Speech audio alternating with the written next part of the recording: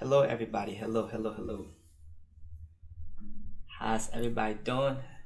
Elizabella, how you doing today? Hi, I'm doing well. How are you? I'm doing well myself. Wanted to come here. Everybody's interested in government contracting, so I wanted to create, I guess, a room where we can talk everything government contracting. So if you have any questions, definitely just raise your hand. We'll bring you up, ask your questions, and we'll answer them to our best of our abilities. And overall, give everybody guidance on how they can start winning government contracts in 2021. So anybody here know about government contracting already?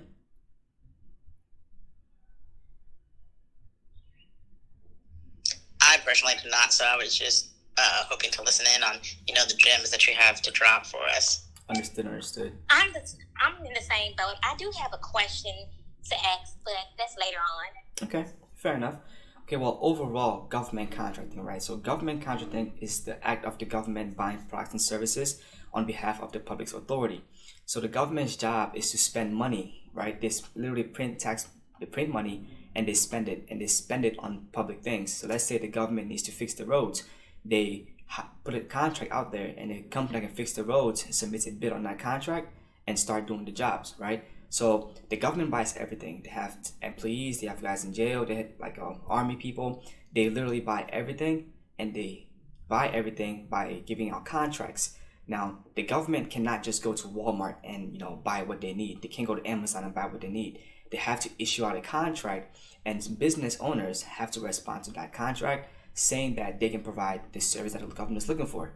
So if you provide a service, if you have a business, you sell any kind of products, chances are the government buys that particular product.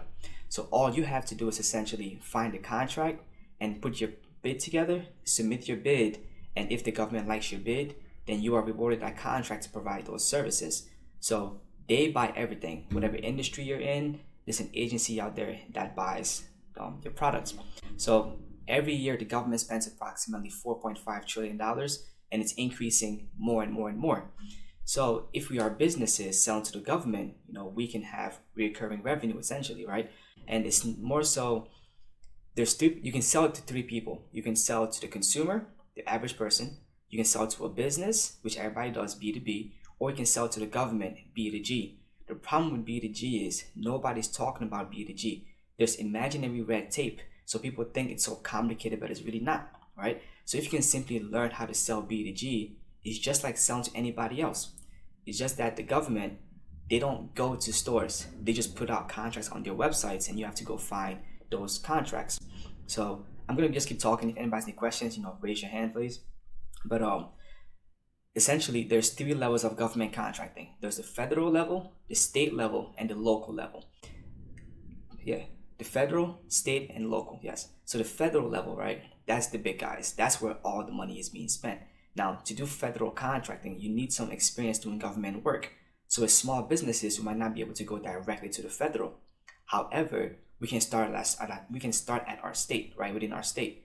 So right now, if you go online on Google and type in your state's name and add procurements at the back of it, so let's say Atlanta procurements, Texas procurements, right, it will lead you to a state's website where they have contract opportunities for small businesses. All you have to do is go on there, find an opportunity that you like. It might be janitorial services, it might be tree trimming, it might be landscaping, it might be IT, whatever it is, right? You find that particular opportunity and you essentially read the proposal and start putting your numbers together. When you put your numbers together and submit that bid, if you're the lucky winner, then you win that contract and provide the services. So let's dive into a little bit about the types of proposals. So there's an RFI, an RFP, and an RFQ. An RFI is a request for information. That's where the government has a problem. They don't know how to solve it, so they're requesting information. If you can provide that information, then yes, submit that information to the government. And mind you, an RFI is not a contract. The RFI simply gives them information to issue an RFP. An RFP stands for request for proposal. That means the government has a problem. They have an idea how to fix it. However, they're looking for your solution. They want your, how you're going to solve that problem. With RFPs, it doesn't matter it's not about lowest price. It's more about best value, right? How much value can you provide to the government to solve that particular problem? And they don't mind writing you a big check if your solution is exactly what they're looking for. The RFQ is the lowest kind of contract, right? The request for quotation. That simply means the government has a problem, they know exactly how to solve it, and all they need is the price. Like landscaping, they have a problem, okay, just mow the lawns, right? Landscaping is like it's an RFQ. Janitorial services, RFQ. It's like simple things where it's not too complex. Those are typically RFQs because they're simply looking for the lowest bidder, the lowest price, right? So you can also pursue those types of contracts starting out. Now, how do you find these contracts? Like I said earlier, you can simply go to your state's website or your city website or your county website and type your county, whatever like location you're looking for, type that in and then add procurements on the back end, and it would redirect you to their website where you can find opportunities that are there to essentially submit a bid on.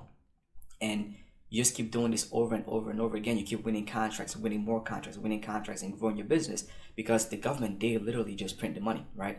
Now, the beautiful thing about the federal market is at the federal level, you can bid on contracts across the entire country, not just at your state, right? So if you get registered to bid on federal contracts, you can be in Georgia bidding on federal contracts in New York, right? Because it's the whole country.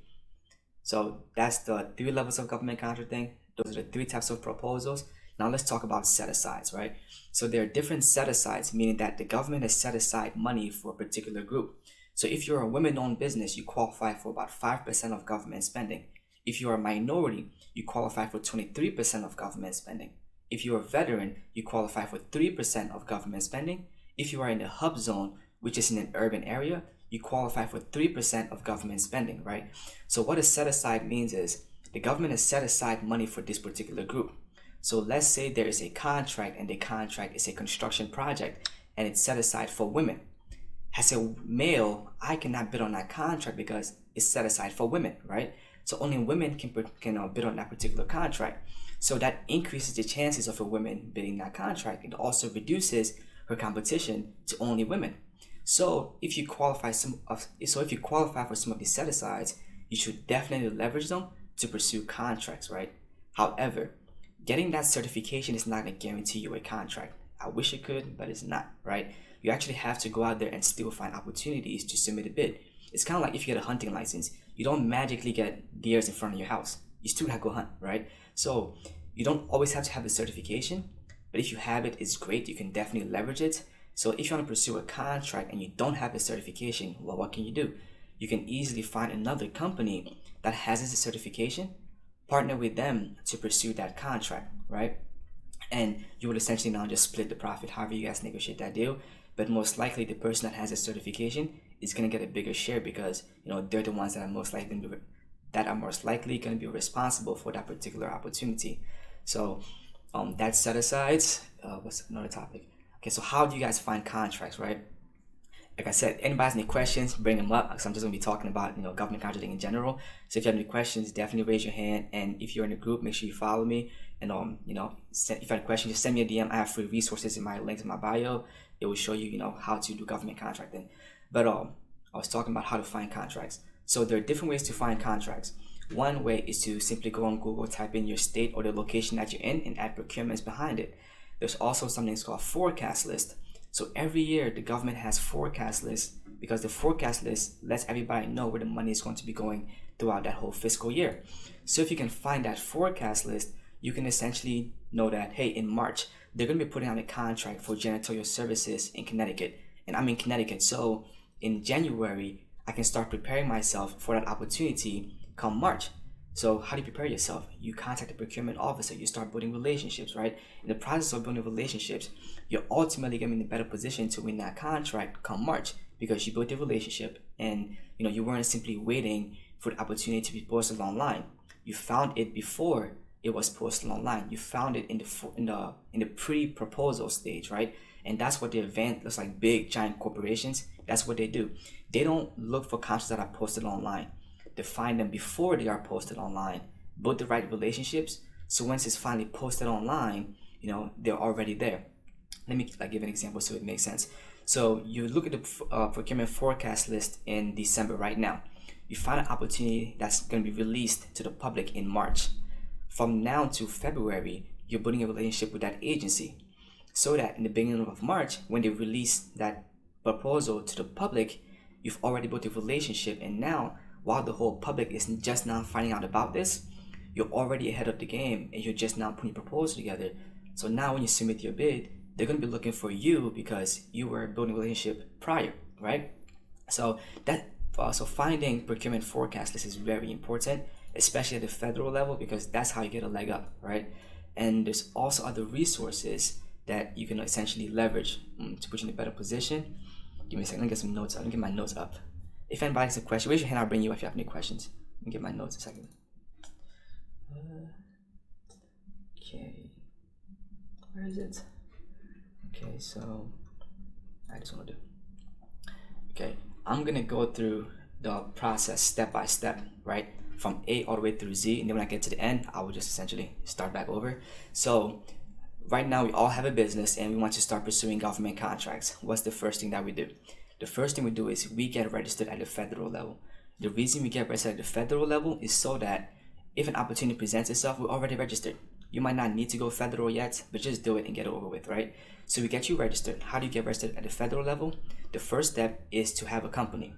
After you have a company, you need an EIN number. That usually comes to your company.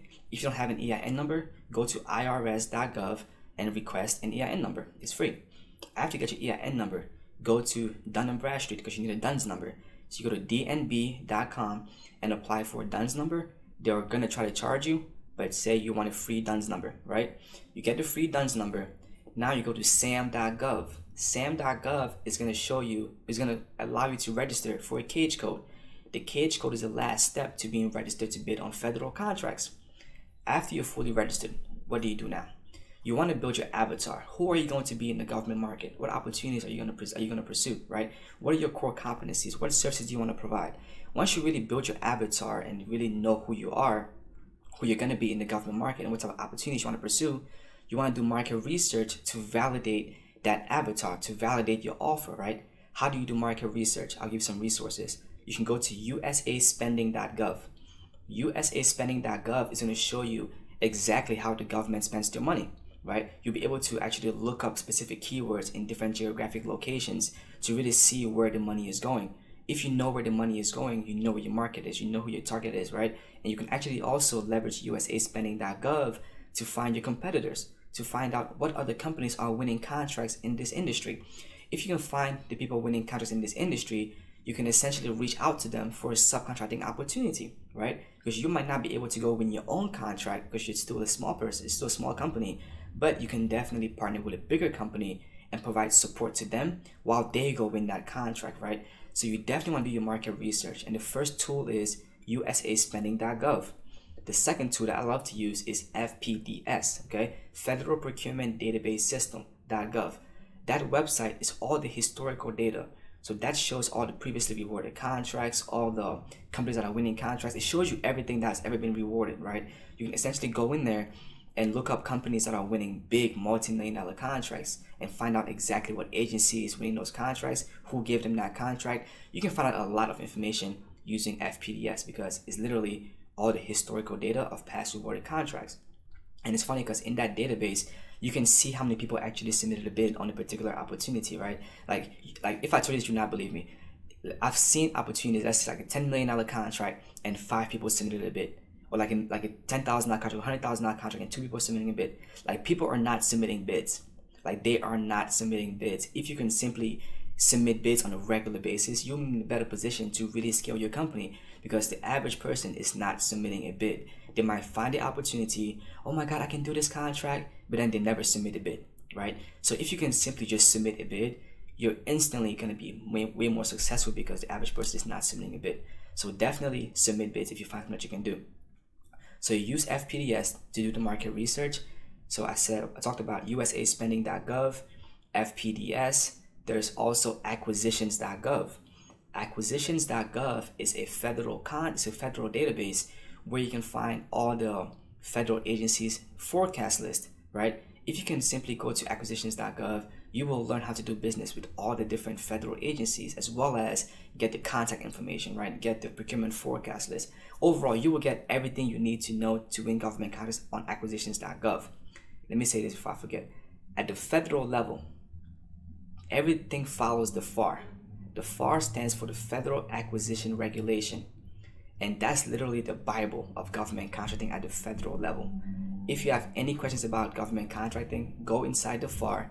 It's literally the Bible. It's literally like the Bible of government contracting, right? So always reference the FAR if you're lost, you want some clarity on some kind of rules and regulations. It's all in the FAR.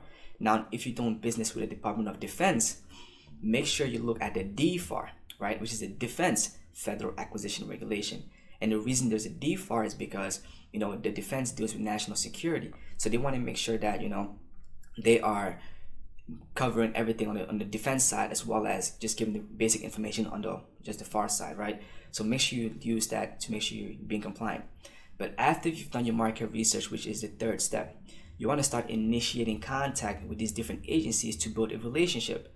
Building relationships is how you're going to grow your business in the government market. That's the only way to grow your business in the government market, especially if you want to scale.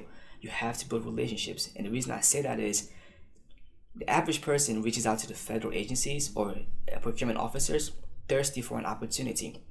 If you're thirsty, they're not going to give you a contract because you're not looking to build a relationship. You're being very transactional. They want individuals that are looking to build a long-term relationship and provide tremendous value over a period of time. And remember, these government employees are regular people also, right? They are just doing their jobs and they don't want to risk their job by giving you a contract because you're thirsty. So present yourself as an expert in your field and, be professional, build a relationship with them, and that would in turn make it easier for you to win a contract. So definitely focus on building relationships after you've done your market research. Then from there is now finding contracts.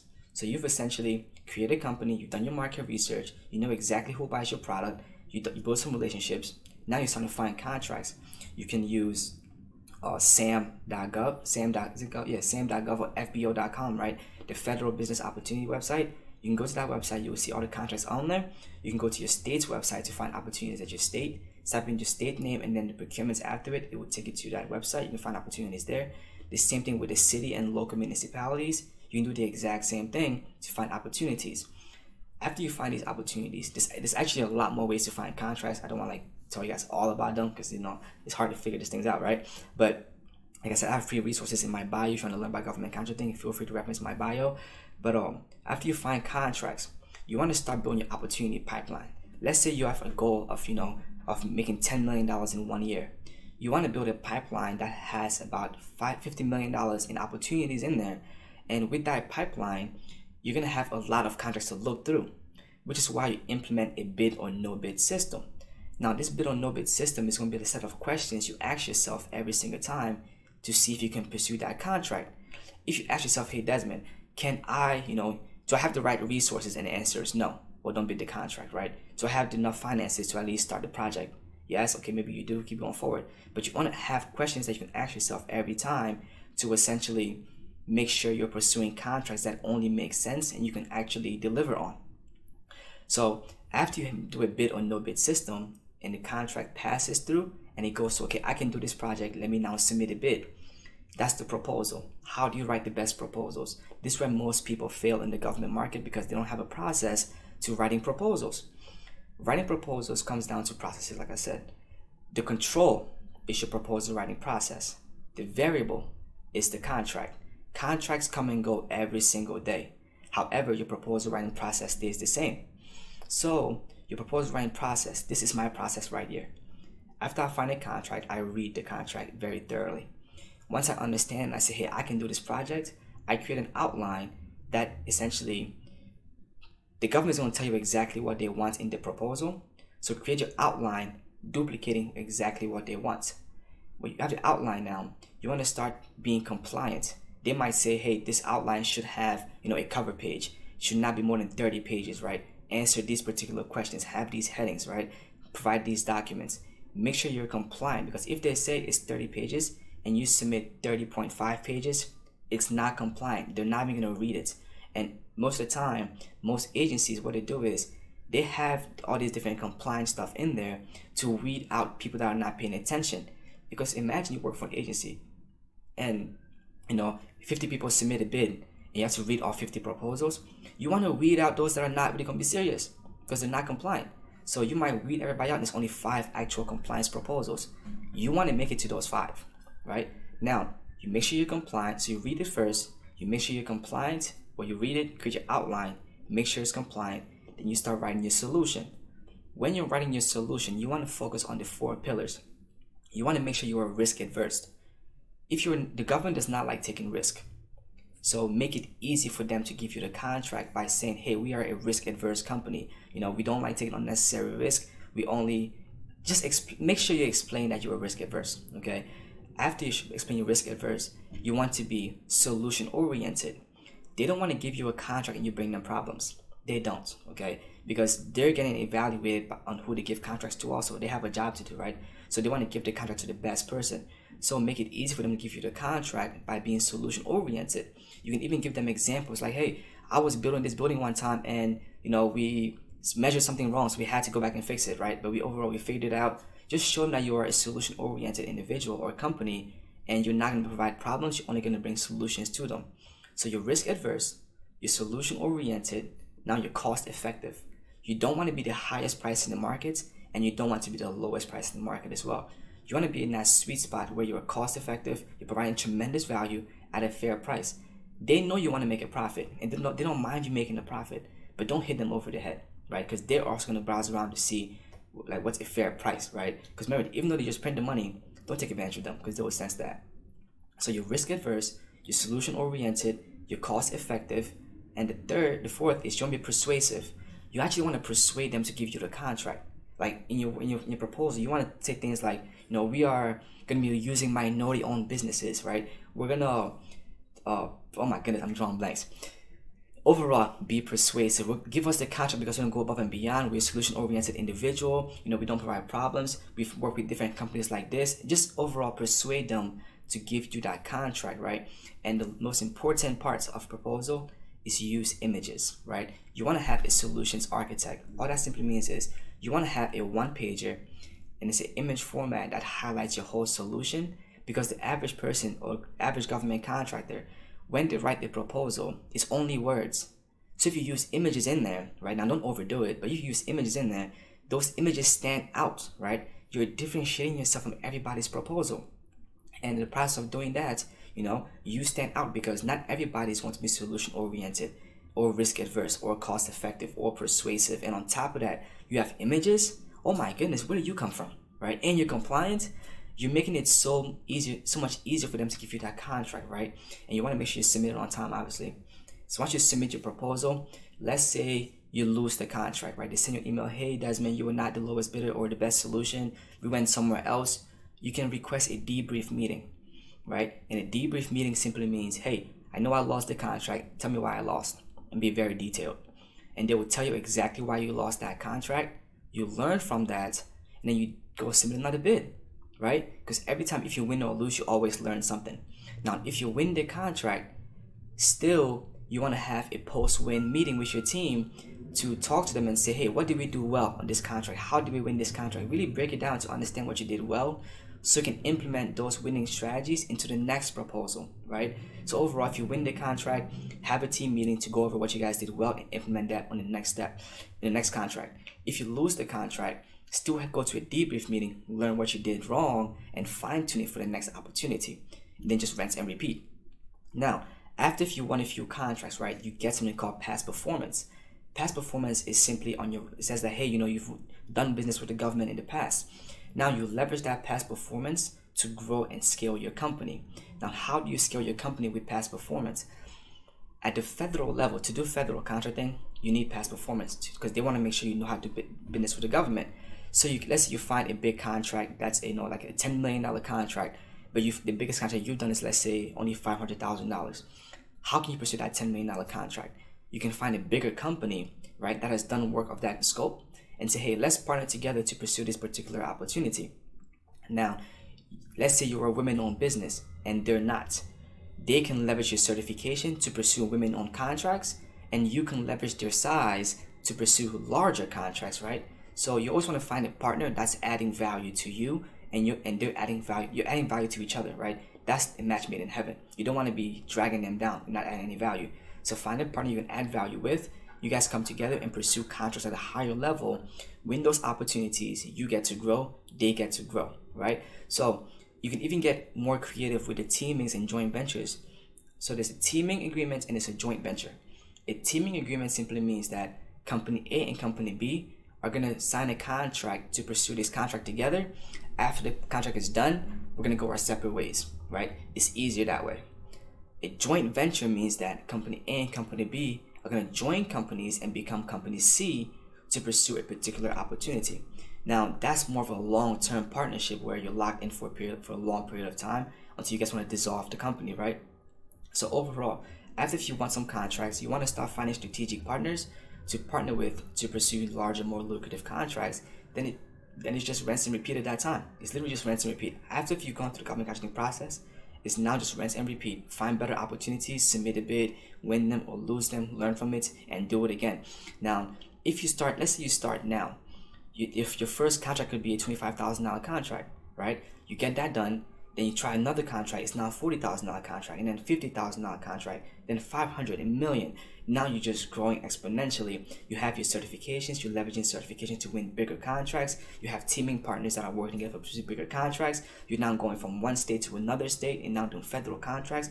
By government contracting, you can use this to build a crazy amount of wealth. A crazy amount of wealth, right? And the beautiful thing about it is you're selling to one person. You're not selling to 500,000 individuals or 20,000 businesses. You're selling to one customer, right? And that's what's so beautiful about government contracting, because once you understand the process one time, you can literally not do anything for the next 2 or 3 years and then come back later on and say, hey, I want to bid a contract, right? And it's one of those things where you don't have to fully jump and do all government contracting. You can literally just add it as another avenue, as another arm in your business to drive revenue. You can still keep selling to the consumer. You can still keep selling to the business owner, right? And you can also sell to the government because they buy everything. They buy products, services, everything. Let me tell you guys about the 3 ways you can make money using government contracts. If you have any questions, definitely raise your hand. I'll bring you up to the stage, and for some clarity. Anybody got a question? And while you're at it, make sure you definitely follow me and go on my Instagram. I have a free resource on my Instagram where you can essentially download or give me your email and I'll send you a PDF document where it explains everything I just talked about and just gives you guidance on winning government contracts. And everybody should be in the government market, honestly. Everybody can actually benefit from government contracting. But the 3 ways to make money using government contracts. The first way is to be a contractor. As a contractor, you're bidding your own contract and providing the service. So let's say I do construction, or let's say I'm an accountant, right? I can bid a contract for accounting services, and if I win that contract, I provide those services. That's the first way you're a contractor. The second way is you're a consultant. As a consultant, you help other businesses win government contracts. So let's say Isabella has she's a real estate agent, right? She does real estate. And I find a contract where the government wants to lease some office space, which they do. I can help Isabella bid on that contract, and if she wins it, she pays me for helping her. We can come to an agreement where it's, hey, I get 50% of the profits, or you pay me, $2,000 and I'll help you win the contract. Or however we negotiate that deal, you pay me and I help you win contracts to grow your business, right? Because the value I bring is knowing how to win contracts. The value you bring is being able to do the contract. So we work together to deliver that service. We both grow in scale. That's the second way, is a consultant. The third way is to be a reseller. Now, the government cannot go to Amazon to buy, whatever they need. They can't go to Walmart. They can't go to a store and buy something. What they can do is put a contract that says, hey, we need 20 laptops. Who can provide this? Everybody in this group, if you guys know how to find that contract where the government needs 25 laptops, we can all go to Google, type in the laptop that they're looking for and find the price, add our profit on top and submit the bid. We can all do that, right? So you find a contract for the laptops, you get a quote from your vendor. If let's say you're a reseller for the company, you might get better pricing than I would going on Google, right? That's why it's better to have strategic partners where you can get better pricing. But we all get our pricing, we add our profit on top. Profits should usually between 10 to 20%, right? Because you want to be profitable, right? So you submit your bid, let's say you do a 20% markup. It's $100,000, you submit a bid for $120,000 for the laptops. We all submit the bid, and the winning company wins the contract for $115,000. They now go procure the laptops, sell it to the government for $115,000, and then they pay the vendor for $100,000, and they just made $15,000 by simply finding a contract, making a few calls, getting better pricing, and submitting the bid. So there's 3 ways to make money in the government market. 1, being a contractor, selling your own services. 2, being a consultant, helping another company sell their services. Or 3, being a reseller, where you're the middle person between the government. I personally like doing all 3, okay? I like to find contracts that if I can do a contract, I will submit a bid on it because I have resources to do some kind of jobs. If I find a contract that I really like, but I don't have the resources, I will literally go on Google and start finding companies and calling them, hey, my name is Desmond. I found a contract doing ABC services. I believe you guys can do it. Would you like to work together on it? If they say yes, I first send them an NDA first, and then a non-circumvent, right? So that they cannot essentially circumvent me to pursue that contract. So after I send the agreement to them, they send it back to me. I share the opportunity. If they like it, we put our numbers together and we submit the bid. That I love doing that. That's my favorite one because at that point, I'm just providing knowledge at this point, right? I'm just providing the value of doing it. They're doing all the work and I'm reaping the benefits. I love doing consulting. I honestly love doing consulting. And the reselling one, we do that for quick profits, for like quick, cash flow, quick revenue. That's essentially where we just find a simple opportunity and submit bids. You can literally submit 5 or 10 bids a week doing reselling because all you're doing is finding contracts, calling companies, getting quotes, and marking them up. It's just like drop shipping. In fact, it is drop shipping, except you're drop shipping to the government, right? And those contracts can get very big, like very big. Prime example, in March, I didn't win the contract, but in March, when the pandemic started, I submitted a $1.6 billion bid, right? The government wanted to buy 500,000 face masks for the COVID, and we were able to find a vendor, and we got our profit. The price that we got for each mask was $4.50. We submitted a bid for $4.90 per mask, right? That's a 40-cent markup right there. Now, we times 500,000, that's $1.6 billion. If we had won that contract, it was 3 of us, we were each gonna make a lot of money, right? But we lost the contract because of contracts of that size. There's some heavy hitters in there, right? It's gonna be hard to win those contracts because we don't, we're just small guys trying to make it big, right? However, you can still submit a bid on $1 million contract reselling different equipment. Like the government buys everything, right? Like literally whatever you think of, there's an agency out there that buys it, okay? There's an agency out there that buys whatever you're thinking of right now. It's all about finding who that agency is and going to them to pursue that contract, right? So anybody got questions, I can go. I saw a few guys came up. Yes, this is Leslie. How are you? I'm doing well. How are you doing yourself? Doing well. Thank you so much. Mm-hmm. So, I have my own business, and I'm registered in SAM, mm-hmm. so I have everything. I'm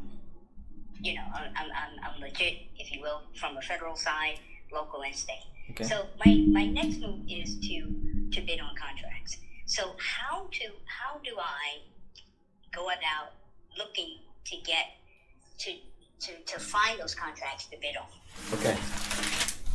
What services do you provide? Cleaning services. Cleaning services. Okay. Where are you located? Well, I have 2 offices. One in New York, New Jersey, and one in Texas. Oh man, wow. Those are both great markets. New York, New Jersey, definitely great markets, and Texas, wonderful market in Texas, right?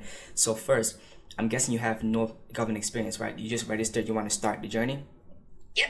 Okay, perfect. So the first thing I would do is I would start at the state and local levels because right. you don't have the experience or the past performance to go to the federal, right? Right. So I would literally go right now and type in New York procurements on Google, okay. New Jersey procurements, and Texas procurements.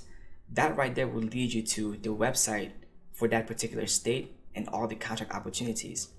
Then you'll be able to see what opportunities are coming up there, and then you'll essentially, print the PDF and start reading it to see if it makes sense, and then submitting your bid. That's how you would find the contract, right? However, if you don't want to pursue your own contracts right now, what you can do is you can find a big company that's currently winning contracts and try to be a subcontractor under them. Are you doing that already? Yeah, I see. I work for the government personally, so I know how it works. Mm-hmm. Oh, yeah. But I'm branching out from that, and I built my own company. Okay. With another partner. So I'm ready to be the prime or try to be a subprime or a subcontractor, as you stated, mm-hmm. Under my company, if that makes sense. Oh, absolutely. Yeah, then I would just find opportunities where I can bid. And I would like to caution you, if you're a government employee, there might be some conflict of interest there. So I would No, mention, I'm not you're good? I'm not an employee. I'm a contractor. Oh, okay. Just making sure, you know. You're right. Just making Yes, sure. you're right. But You're right. yeah. So essentially, what I would do is I would go to my state's website, my local website, my city website, and see what opportunities that I can pursue and start winning. Now, I would say this: cleaning is a very saturated market in the government space, meaning everybody's trying to do cleaning in there, right? Now, in the process of doing that, everybody's really lowballing their prices. Like, I've been on contracts for cleaning. I'm like, how you guys been making this happen? Because like we're already going literally like as slow as possible, and somebody's coming in lower than us. I'm like, okay, like either they're being able to do that because of scale, or they're just taking the loss to get the past performance, right? Yeah. But I'm not a fan of taking the loss to get experience. Sorry, I'll just go somewhere else. Right. So that's one option. Now, I'm gonna give you a very high level tactical strategy right here. Okay. Now, before I do that, make sure you follow me. Make sure you follow me, okay, guys? Okay, so this is a very good strategy for service industry related contracts. So if you're in the service industry, you can find expiring contracts because those contracts renew every single year. Cleaning, for instance, if you win a contract, it's usually for a 1 year contract, right?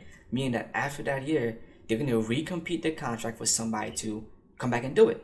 Right. So if you can spend some time to do some market research and find out who's won contracts, that are expiring, let's say in March, in April, in May, then you can kind of start building a relationship with those agencies around January, so that when it expires, you've already built a relationship, and then when they release it to the public, you're submitting your bid, they're probably going to be looking for you to see how you priced yourself, right?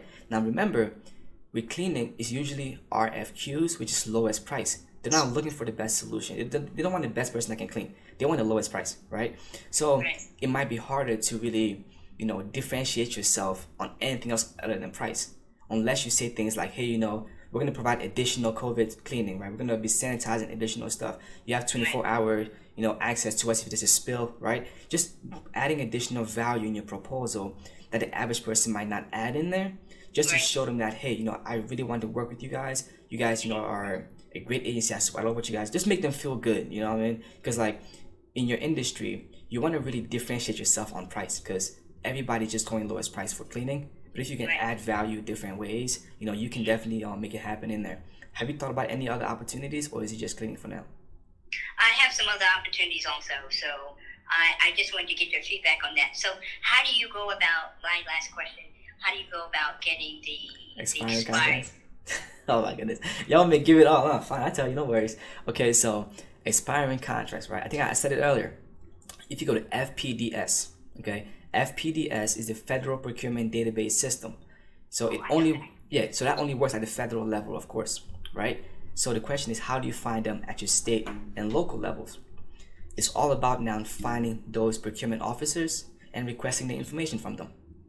So for your state, local, city, municipalities, I would find out who the procurement officer is, and then essentially find out, who has the cleaning contracts right now, and find out when it's expiring. Because remember, this is all public information. This is taxpayer dollars.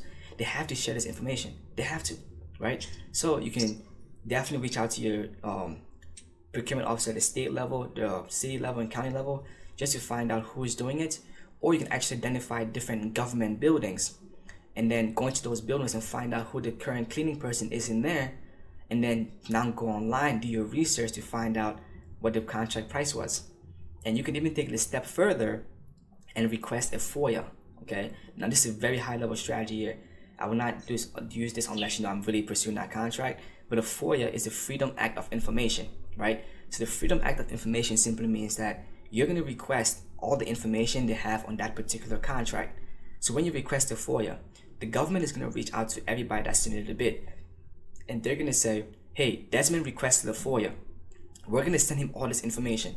But before we send him this information, do you want to redact any confidential information on your proposal? So they're going to give everybody a chance to essentially cross out their pricing and cross out their advanced strategies that they had in there, right? But most of the time, people miss that email. So sometimes you get the whole bid package, and you can literally sit there and read everything that they said. And then now when the proposals recompete it, you can essentially just take what they wrote, fine tune it, make it a lot better, and you know exactly how to bid them, how to beat them, because you saw what they submitted, right? And I'm gonna get another one. Damn it.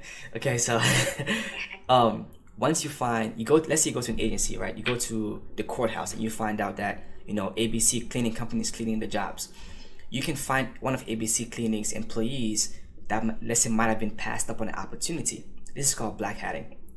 You find one of the employees and say, hey, look, I know you missed your promotion or whatever the reason is you have negative energy towards your employer. Tell me everything you guys are doing to cut corners on this contract. And if I win the contract, I will make you, manager. I will give you $1,000, right? Now, that employee is going to sing. They're going to say, hey, we're not cleaning the bathrooms Thursday nights, right? We're only changing the trash cans, every 3 hours or so instead of every hour. We're cutting corners here and there. Now, you knowing that now, right? Because remember, they are currently on that contract right now. And you know this a few months in advance. While you're building a relationship with that agency, you can say, hey, on Thursday nights, check your bathroom. I think, your people, they're not really doing their jobs, Right. So you can now start not say directly, but kind of plant seeds so they can go and investigate and see how the current contractor is cutting corners. That's going to put a bad taste in the agency's mouth. Now, when you submit your bid, they're going to like you more because you're helping them, right? You're providing value. You're building a relationship. You're not just there for transactional. You're literally trying to be their friend. You're looking out for them. And that's what they want. Because remember, all government employees are regular people also. They're just doing their jobs and they get performance evaluations like everybody else, right? If they give the wrong person the contract, it goes on them for giving them the contract. So they are very risk averse. They don't like taking risks. And if they give somebody a contract and they're cutting corners, that looks bad on them for picking them. So help them help you, right? By just providing value. And yeah, but overall with your company, it's just all about actually submitting a bid and looking, right? So what I would do is I would go to Google and I would find out all the different websites within my state, and I would just browse those at least once a week to see what opportunities are there, and I would kind of stay open to other opportunities also. Because if you have experience in another industry and you see a contract that might fit your needs, by all means, just read it. If it makes sense, submit your bid. The worst they'll say is no. Right, exactly. Okay. Thank you so much, Des. Absolutely.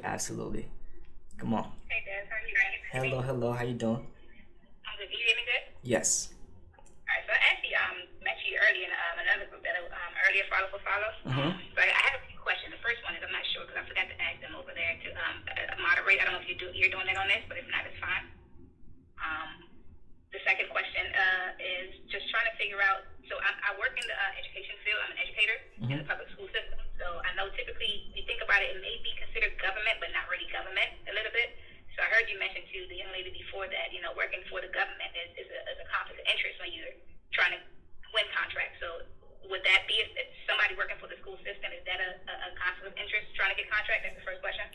That's a tricky question because I'm not really an attorney. I don't want to give you the wrong information. Okay. But I would definitely I would ask the school. Only time I've seen it as a conflict of interest is if you're pursuing contracts for the school systems, right? So I was in another group the other day where one of the ladies in there, she worked for the Department of Defense, and she got permission to pursue contracts as a consultant, right?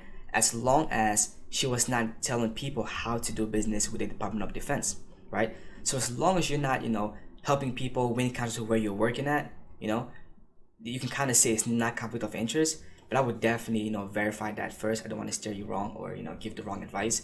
So, but there might be a conflict of interest, but there might not be as well, because if you're not pursuing contracts, with the public school systems, then there's really no conflict of interest there. Yeah, that makes sense. And the second thing as well, like I said, my goal is to transition out of the public school system, the traditional school system, and to just, like I said, an entrepreneur, just to work for myself and building that. Mm-hmm. So with that being said, like a lot of the services that I have underneath my belt wise is more so financial literacy. Again, as an educator, a math teacher and everything, I teach financial literacy to students. I've done it within the community, within churches prior to COVID happening. I also have a real estate license, and I have a life insurance license. I have a few licenses under my belt. I'm trying to figure out how to, I guess, generate those into, is there a way government contracts available in those areas that I can actually, look into? Right. So the government buys everything. They literally buy everything, right? So it really goes back to finding who your buyer is. And that's just through market research. So what I would do is I would go to usaspending.gov. On usaspending.gov, you can search any keyword, anything. You can search anything in there, and it will tell you exactly where the money is going. If you know where the money is going, you know where to go find your customer, right? But all I would say this also, for everybody that wants to start doing government contracting, when you start, it's very hard to find what you can actually win a contract on, right? That's why it's important to just go online and look on what's out in the marketplace. Because you might be scrolling and you see something. Prime example with me. So I graduated college with a business degree. All I knew is I wanted to make a lot of money. That's all I knew. I need to be very successful. That's all I knew. So I became a freight broker, right? I was brokering freight for truck drivers. And then after I did that, I got my CDLs to drive trucks. I was now driving trucks so that I can eventually put somebody in my truck, and then I'll be a broker, brokering loads, and then build a fleet of trucks, and then have a fleet of sales reps brokering freight. That was the plan, and I was content with that plan. I was full locked on it. And somebody said, "Hey, Desmond, you're too smart to be doing that. Go learn about your MBE." I'm like, MBE? What's MBE? Mind you, I've read every single book on success. I've read everything. Never heard of MBE.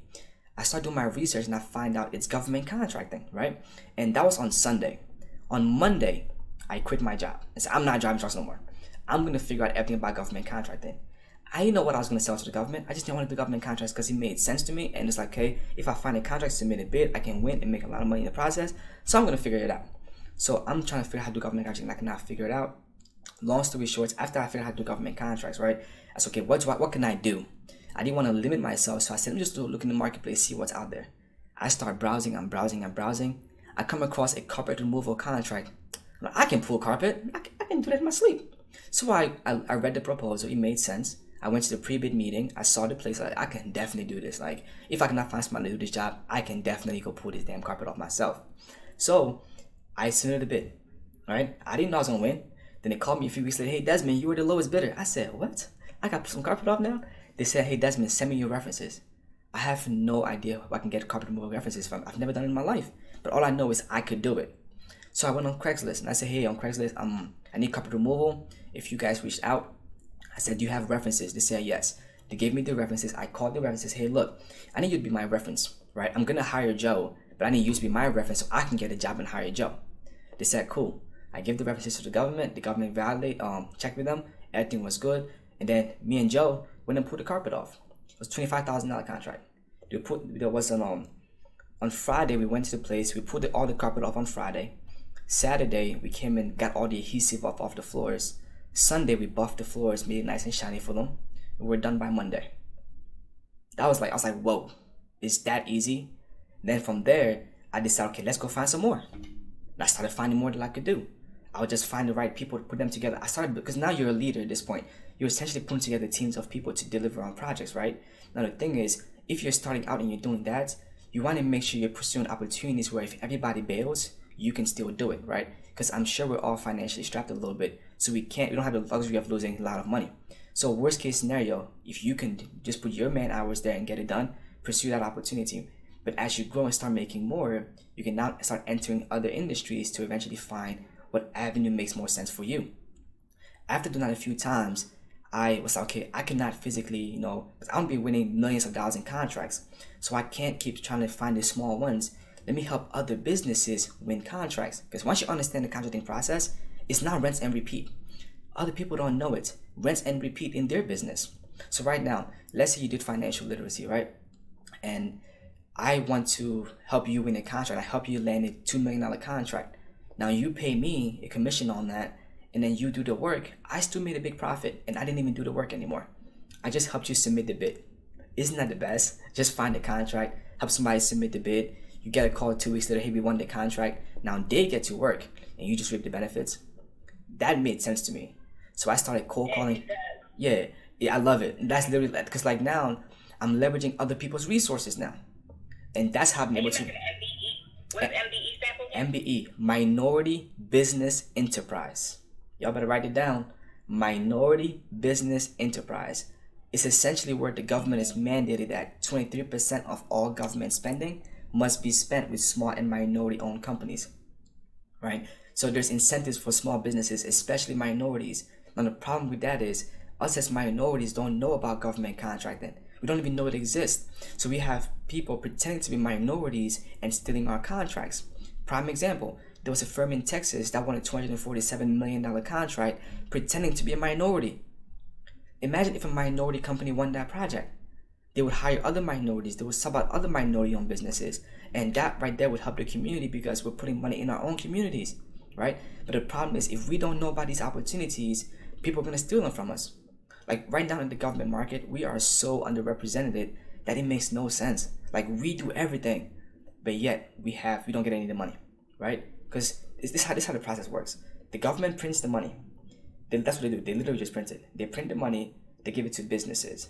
Those businesses hire employees, and the employees pay the government back in taxes, and the cycle goes over and over again. The problem is, we're all employees. We're just now starting to say, hey, let's actually start creating more businesses, right? So that's why right now it's the best. This is like COVID. COVID was probably one of the best things that happened, to the minority community, apart from the people getting sick and stuff like that, right? As far as like education wise and growth wise, I feel like people really use this time to take, at least I did, to take a deep breath, and realize that, hey, I don't want to be depending on somebody else anymore to pay my bills. I want to be financially independent. And this is the only time in our generation that we're gonna have almost a year of sitting down and doing nothing. The question is, how did you spend your time in COVID? Did you waste it, watching TV all day, on scrolling on Twitter and Instagram? Or did you use it to get ahead and educate yourself, read a lot of books, invest in some coaching, right? Start that business you've been thinking about for the past 5 years, right? Like, what did you use that time to do? Did you use it to grow? If you use this time to grow, when everything opens back up, you're gonna hit the ground running because you've been prepared. You've been waiting for this opportunity to hit the ground running. Others are gonna be saying, okay, now that it's open, what should I do? Right? It's like, what you doing past COVID? So I'm happy that I just found Clubhouse, and I'm so happy this is here because just going through this app, there's so many different rooms where there's so much knowledge being dropped that we don't have access to this kind of information, right? And that's why I'm gonna be doing this every single day. Every day I'm gonna come on here and talk about government contracting because it's not about me anymore. I just want to help our community now. I want to help more people learn about this because if I help everybody learn about this, down the road we can eventually partner to pursue bigger contracts because that's how you're gonna scale, right? So we need to enter the government markets. And somebody asked me a question. I can talk all day. I'm gonna, provide value. I have a question. Go ahead. Hey, so you and I, we have a very, very similar story.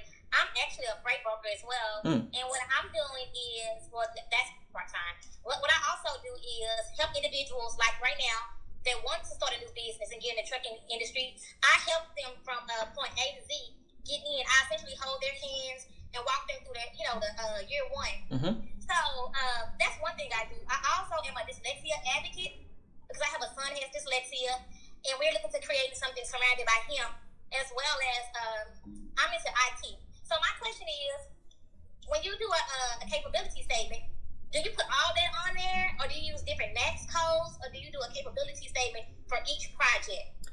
Okay. And that's question one. And question two. Wait. Let's do one first. Okay, Let's do one first. Okay, so your question is, for your capability statement, do you put all your NAICS codes on there, put everything in there? Okay. Make your capability statement focus on your capability statement, for those that don't know, is your company resume, right? This is your resume that you're going to be using. It's how you market to the government. Let's say you find who your buyer is DOT. You want to market to them. You would share your capability statement with them, and they would see, all about your company on that resume. So the question is, do you put everything on that resume? The answer is no. The reason being, if you present yourself as a jack of all trades to somebody, especially if you're a small business, it's like you're a jack of all trades but a master of none, right? So you really want to make sure that whatever opportunity you're presenting, your capability statement matches that particular opportunity, right? So what I would do in my capability statement is, you have your company overview, say, hey, we're a women-owned business. We provide ABC services. We're located over here, and we're value-driven, risk-averse, cost-effective, and solution-oriented, right? That's your overview. Your core competencies: we are good at A, B, C, D, E, right? This is what we focus on. This is where we want to see our company growing. This is our industry. After you figure out your core competencies, you want to add your differentiators. What differentiates you from Joe down the street? Right? You want to make sure you're differentiating yourself. And last is your past performance. What experience do you have doing the jobs you have as your core competencies. Now, if you put those 4 things and cater it towards the type of contracts you want to go after, all you need is one contract at that point in time. One capability statement at that point in time, right? But if you have different industries you want to enter, I would have different capability statements for those industries, because you don't want to send, the health organization a capability statement talking about construction. It doesn't fit, right? You want to make sure it focuses on that particular niche. So I would kind of just focus down on what it is that you want to provide and build it around that. Like for me, my capability statement is focused on 2 things: construction and facility management, right? And I literally outline exactly what I like to do in construction and what I like to do in facility management, because it all correlates. So that's what I would say. But at the end of the day, it is your choice what to do. I would just make sure that I focus on no more than 5 NICS codes. Okay, those 5 NICS codes are going to be your foundation, and then you'll be able to add on down the road. Like I said, you don't want to be a jack of all trades. You want to kind of find your lane, right? And then kind of stick in there, get some momentum in that lane, and then you can start adding more as you grow. That's how every business grows. They start with 1 product, then they add 2, then they add 3, then they add 4. Next thing you know, fast forward 10 years, they have 100 products. But imagine going in with 100 products and you have no revenue to back up the 100 products. They're not going to take you very seriously. Does that make sense? Yes, it does. All right, awesome. What's your second question? Okay, hey guys, I'm going to add something else too. Go ahead. That's give them a little hack. What's up, guys? Good evening. I've been contracting for about 6 years. I focus solely on the Department of Defense sector. The key tips I want to give you guys that'll maybe help speed, the acceptance process up, as well as increase the awards that'll be given out. So with certifications, with the Hub Zone, the veteran certification, the women, the small minorities, it's a bunch of different ones that they give you the ability of certifying for, and that allows you to solely bid on those specific contracts, because by law they have to award those specifically to those small businesses. A small hack is just for like the Hub Zone. If you don't live in a Hub Zone, you could get like a virtual office and have that address listed as your place of business that qualifies you to get the certification for Hub Zone. Also, as well as having someone on your board, someone that's a veteran. So anyone that's in your family, you could have them on your articles of incorporation or LLC docs. That allows you to get the veteran contracts as well, and so forth and so forth. On the flip side, when it comes, and this is strictly for the Department of Defense, so the Army, Navy, all of the military branches.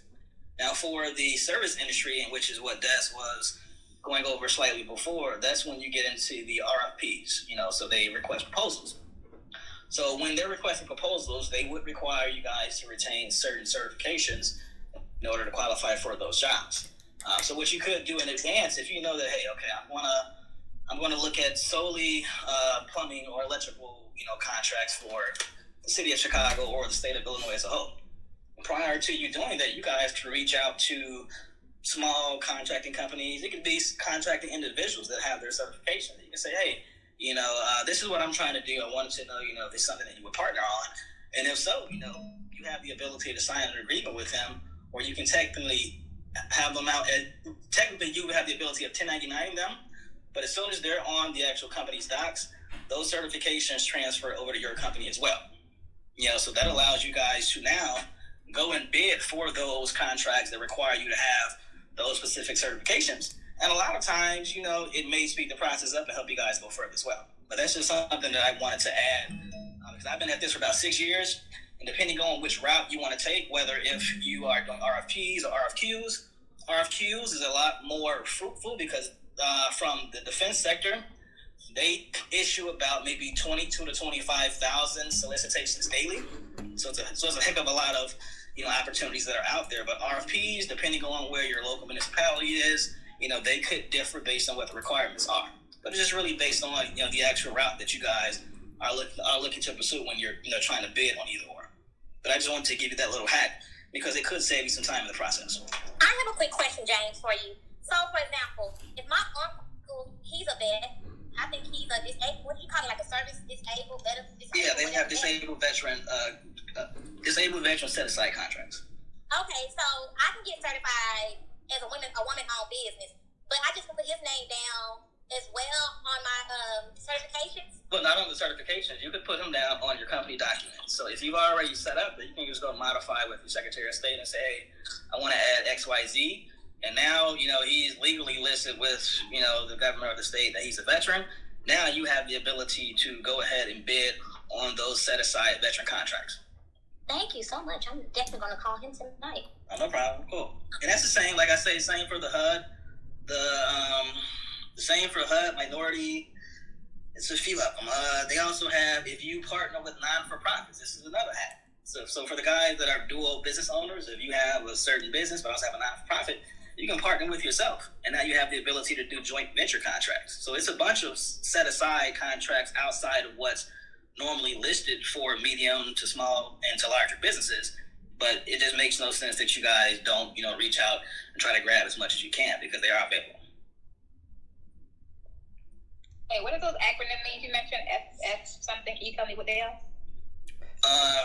FPES. You my FPES? Nah, you said RFQ. Oh, okay, so yeah. RFQ, that's a request for proposal, and RFQ is a request for proposal. So typically, when you go to the higher federal branches, Bureau of Prisons, Veteran Affairs, Agriculture Department, you have the ability of bidding on contracts from every different government branch known to man. So typically, when you go through those, then it requires you to do a request for a proposal. When you're bidding on product-based requirements, then there's a request for a quote. They're just looking for you to give them a specific quote on the amount of units that they need. Yeah. So like right now, if I forget. Okay, so with the veteran thing, right, you do have to get registered. So you might have to reach out to the VA, and I think it's like a DS, some number. But reach out to the VA to actually get him certified as a veteran. Because once you get certified as a veteran, you get like a badge, right? Then you can add it on to your capability statement as well, right? So just because he's a veteran, you actually have to take it a step further and get the company registered with the VA to verify that he's actually a full veteran and that, he's a veteran-owned company. But everybody right now can make money with government contracts by simply going to your state's website right now and finding RFQs, which is simple purchases.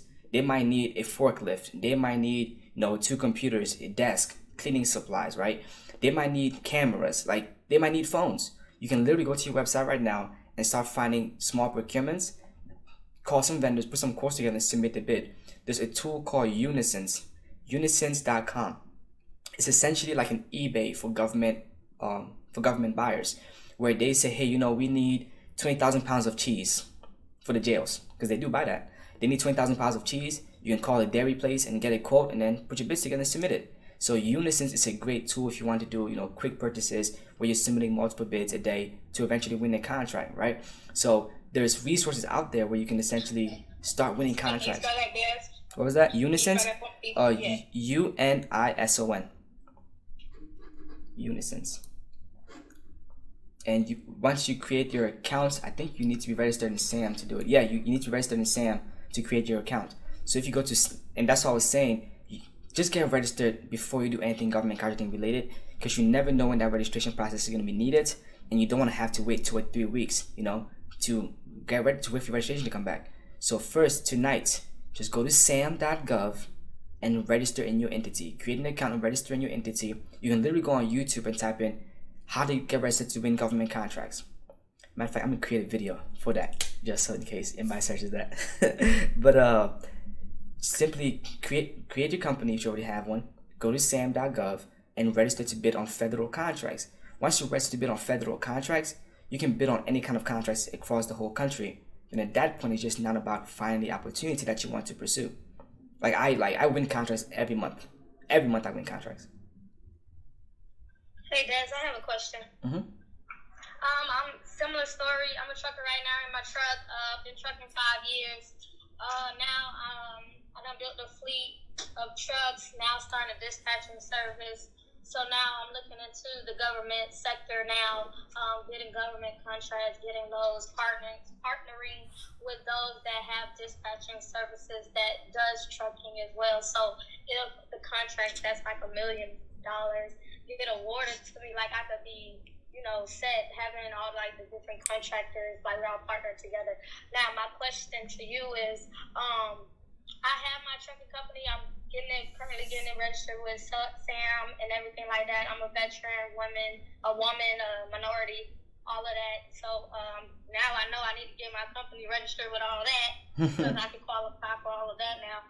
My question is, once I do all of that with the transportation, as far as getting it registered with the SAMS.gov, would I eventually be able to go in? Do I have to go back in there if I was to like set up a different business to get contracts for different business sectors?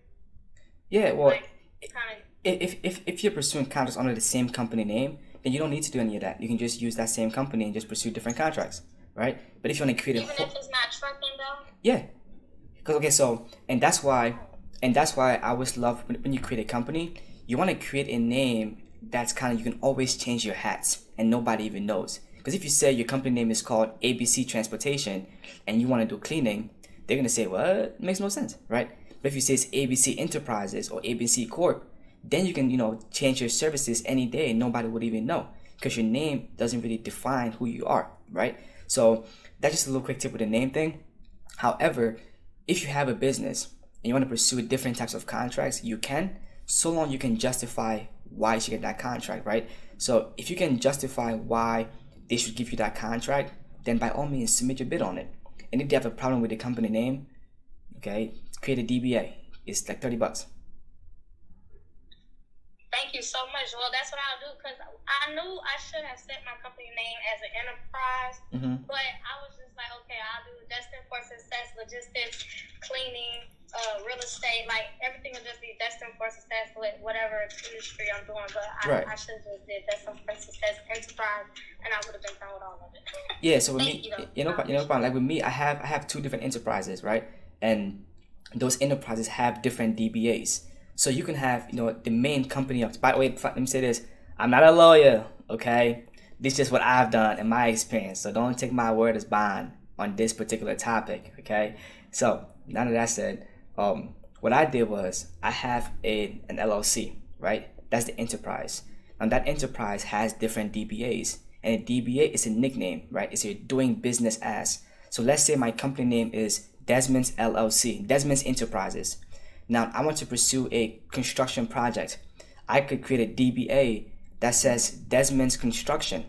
Now, Desmond's Construction is a nickname for Desmond Enterprises.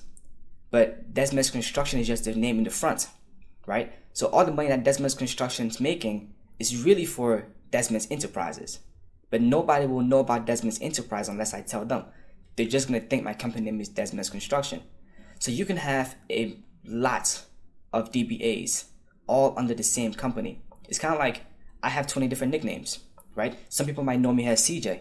Some people know me as James, but my name is Desmond, right? So you can do that with your business. Just create a DBA. And that's what I always do. I always create one company and I have different DBAs so the money just flows up. Now, if you want to create like a tax corporate, like a tax shell, it's like a pyramid. You want to have one company up top.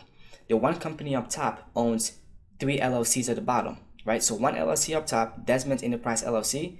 Desmond Enterprise LLC owns Desmond Enterprise 1. It also owns Desmond Enterprise 2, Desmond Enterprise 3. And then now those individual 1, 2, and 3 own, 2 or 3 DBAs, 2 or 3 DBAs, 2 or 3 DBAs. And each of those, they have their own tax brackets to where if somebody were to sue Desmond's Enterprise number 3, but the money is going all the way up to Desmond Enterprise up top.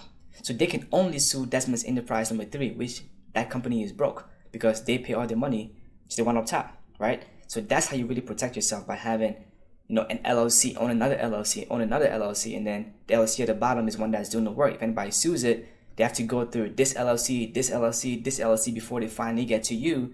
And before they get there, well, they're never gonna get there anyways because the LLC protects you. So you're building like a family tree of businesses to protect you. And I know that got a little deep there. But it was deep, but it really helped. Like I said, I truly appreciate it. I already followed you. I think I DM'd you as well, so that I could probably take a course so I can get more knowledge of the government contracting, because like I said, I'm trying to be a trucker out of the truck now. I'm heading to Michigan. I'm like, I need to get out of this truck. So I thank you for sharing your backstory. If anybody has dispatching services or into trucking, please follow me. I would love to connect with you, because when we win these government contractors, I would like to, make sure we all win. Yeah, for real, like the goal is so that the reason why I'm doing all this is because I want to build a community of government contractors, right, that are essentially pursuing contracts and winning. Because now, let's say 2 years goes by and everybody in this room right now, let's say we've all won a few contracts, right? Then we can kind of now get creative down the road and say, hey, you do construction, right? You're women-owned business, and you do paving, you have transportation. Let's come together. Let's bid on this $20 million contract where a piece of the contract is the transportation to transport the equipment. A piece of it is to pave. A piece of it is to do electrical. A piece of it is to do plumbing, right? Now, we put together a very persuasive proposal and says, hey, we're going to be leveraging small businesses, women-owned businesses, veteran-owned businesses. We're all, make the proposal very strong and submit the bid. The government is going to see a lot of diversity within that contract that they're going to want to give us the opportunity. Now we win a $20 million opportunity all because we networked together and we were able to grow and scale our companies together. That $20 million contract is going to make all of us a lot of money, right? So the goal is you want to be able to collaborate and build a network of individuals all pursuing contracts so you can collaborate, down the road and pursue more contracts. Because the goal is literally to partner with each other. What was that? Hi, my name is Cispe. Thank you so much for providing this platform and going in depth with this. But I have a very elementary question, and it basically is how, with government contracts, what is like the process in between? So when you bid a contract, you win the contract.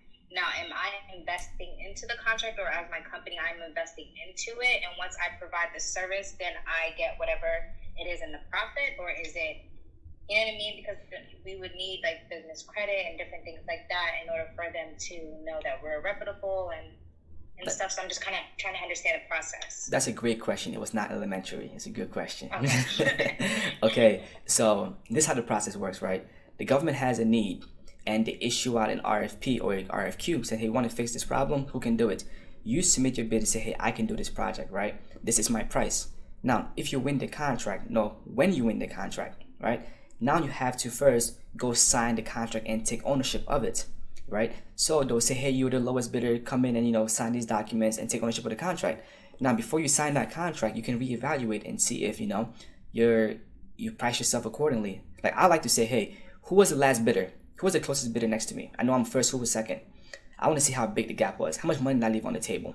And if it's a lot of money, I'm going to reevaluate my numbers to make sure that I'm not shooting myself in the foot. Because once I sign that dotted line, I have to deliver. Even if I lose money on that contract, I have to deliver because I signed the contract, right? So you want to make sure you can actually do the project before you sign the contract. Now, you sign the contract and it's time to you sign the contract, then you have to do the job and then invoice the government to pay you, right? So the government usually pays net 15, net 30, net 60, but usually net 30, okay? You can sometimes negotiate net 15 on some scenarios, but it's usually net 30.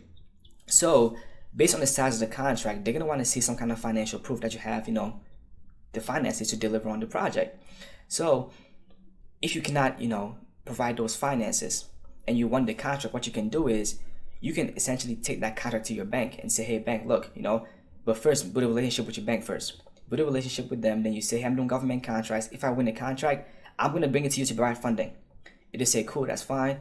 You take it there and they'll probably fund you because the banks are backed by the government. So it'll be a lot likely for them to give you a contract because if you deliver on that contract, you will get paid, which will in turn pay the bank back, right? So if you have good credit, you can always get money from the bank. That's option one. Option two, you can use factoring companies. I'm sure, I don't want to butcher your name, Nichelle? How you pronounce that? I don't know it. But the one I was talking about, the transportation and freight brokering, right? You can find a... Nichelle, okay, I knew it. Okay, so you can find a factoring company, and factoring company, they essentially buy your invoice.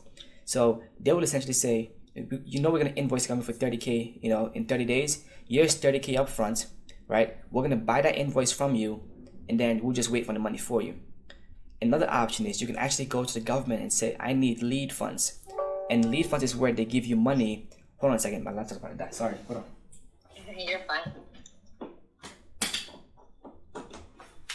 Okay, so you can request lead funds, right? So lead funds is essentially where you tell the government, hey, you need some money to get the project started, and they might give you a little bit of money up front to get you started, right? So you can always request lead funds. Another way is to request mobilization funds. So let's say your project starts in March. I don't know why I love March so much. let's say your project starts in March, right? And you win the contract in December. You can essentially invoice the government for January and February and label it as mobilization funds. Because you can say, hey, I'm invoicing you this because I'm mobilizing the team right now and it's costing me money. So here's my first invoice. Well before the contract starts in March. So let's say you have now January invoice, February invoice. That should give you enough operating income to at least do the first month of the job and then invoice the government at the end of March and then, get paid there.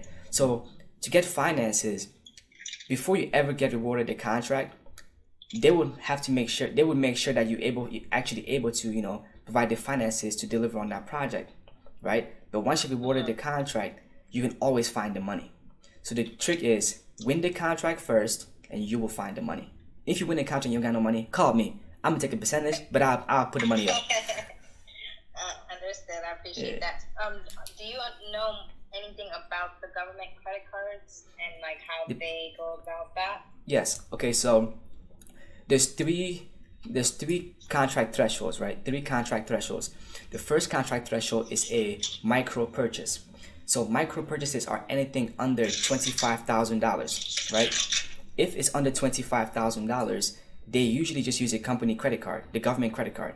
Now, the reason why it's a government credit card is because it's a micro purchase, and with micro purchases, all they need is 3 quotes, right, to submit that bid. It's not a formal procurement process, right? So they can essentially pay you with that credit card because it gets refilled every month. So that's like small purchases like laptops, like small commodities, they just use that credit card, right? And that's why it's important to build relationships with your contract officers at a local and city level, because they can essentially call you and say, hey, I need these products. Can you provide this for me? You say yes, you provide it, and they'll just pay you with a credit card, right? So that's why for the low-hanging fruit, that's the city and locals, because it's all credit cards, like under $25,000. The next threshold is a simplified acquisition. A simplified acquisition is anything under $250,000. If it's under $250,000, it must be spent with small businesses. So if it's literally anything under $250,000 must go to a small business. Anything. So Apple cannot bid on a contract under $250,000, right? So how do you determine if you're a small business? You can go to the SBA. If you type in on Google, you type in size standard table. It's going to be a PDF document with all the different services, and there's going to be a dollar amount next to that service that says if you make more than $37 million in a 3-year span, right, then you are no longer a small business. So you can use that table to find out if you're a small business or not, but chances are we're all small businesses, right? So anything under $250,000 must go to small businesses, no questions asked. If it's over $250,000, it's called a requirement contract, and that's open to everybody. Anybody can bid on a requirement contract. Apple can come and bid on that particular contract and just take out the small guys. However, if there are 2 small businesses capable of doing that contract, it must go to a small business. So it's called the rule of 2. The rule of 2 states that if there are 2 small businesses capable of doing any contract, it must go to a small business. That just tells me that the whole government market is open to small business as long as there's 2 businesses that can do it. So if you find a $100 million contract and there are 2 small businesses that can do that project, it must go to a small business. It must, right? Now, they'll evaluate more and say, hey, can this small business actually do this job, right? And if it's a no, then you're not going to win the contract, obviously, right? But if you can do the job, then you can win that contract. So back to your question about the credit cards. The credit cards are really for micro purchases that are under $25,000, and those are very good opportunities. We call those the low-hanging fruits, and those are best in the city, local municipalities, where they're just buying quick things here and there, quick purchases, right? And you can actually build relationships with those agency officials to start getting access to those opportunities. They will literally call you and say, hey, I need a quote. Send me a quote, because there's no formal procurement process. Anything over $25,000, there is a formal procurement process, and they have to put it out to bid, and people must respond. Does that make sense? Yes, thank you so much. Awesome. Hey guys, I also want to say something. I have to actually, the market is opened up, so I have to actually get ready to do some trading. I've just added my email to my bio, so I have a template that I can send you guys from the government directly. Well, they'll ask for certain specific information when it comes to your capability statement. And again, this is solely, well, not solely, it's pretty universal. So I've already redacted, the specific contracting officer and all the pertinent information that you guys are not normally privy to, but it'll still give you sort of a template of what they're exactly looking for, and you can formulate, your capability statement from there. So I'm more than willing to email you guys. Just shoot me a quick email, and I'll pop it back out as a comment. James, hold on, James, before you go, you trade on Sundays? Isn't that the slowest day? I trade every day. I trade every day. On Sundays though, I thought Sundays were slow because the market is not even open yet. Well, it's open today, yeah, but I mean. No, well, depending on what broker you have, it gives you the ability of trading after hours. So okay. I'm about to say Sundays, man. It's a slow day, but okay. Good luck. But okay, so let's see. And my God, if you had a question, raise your hand.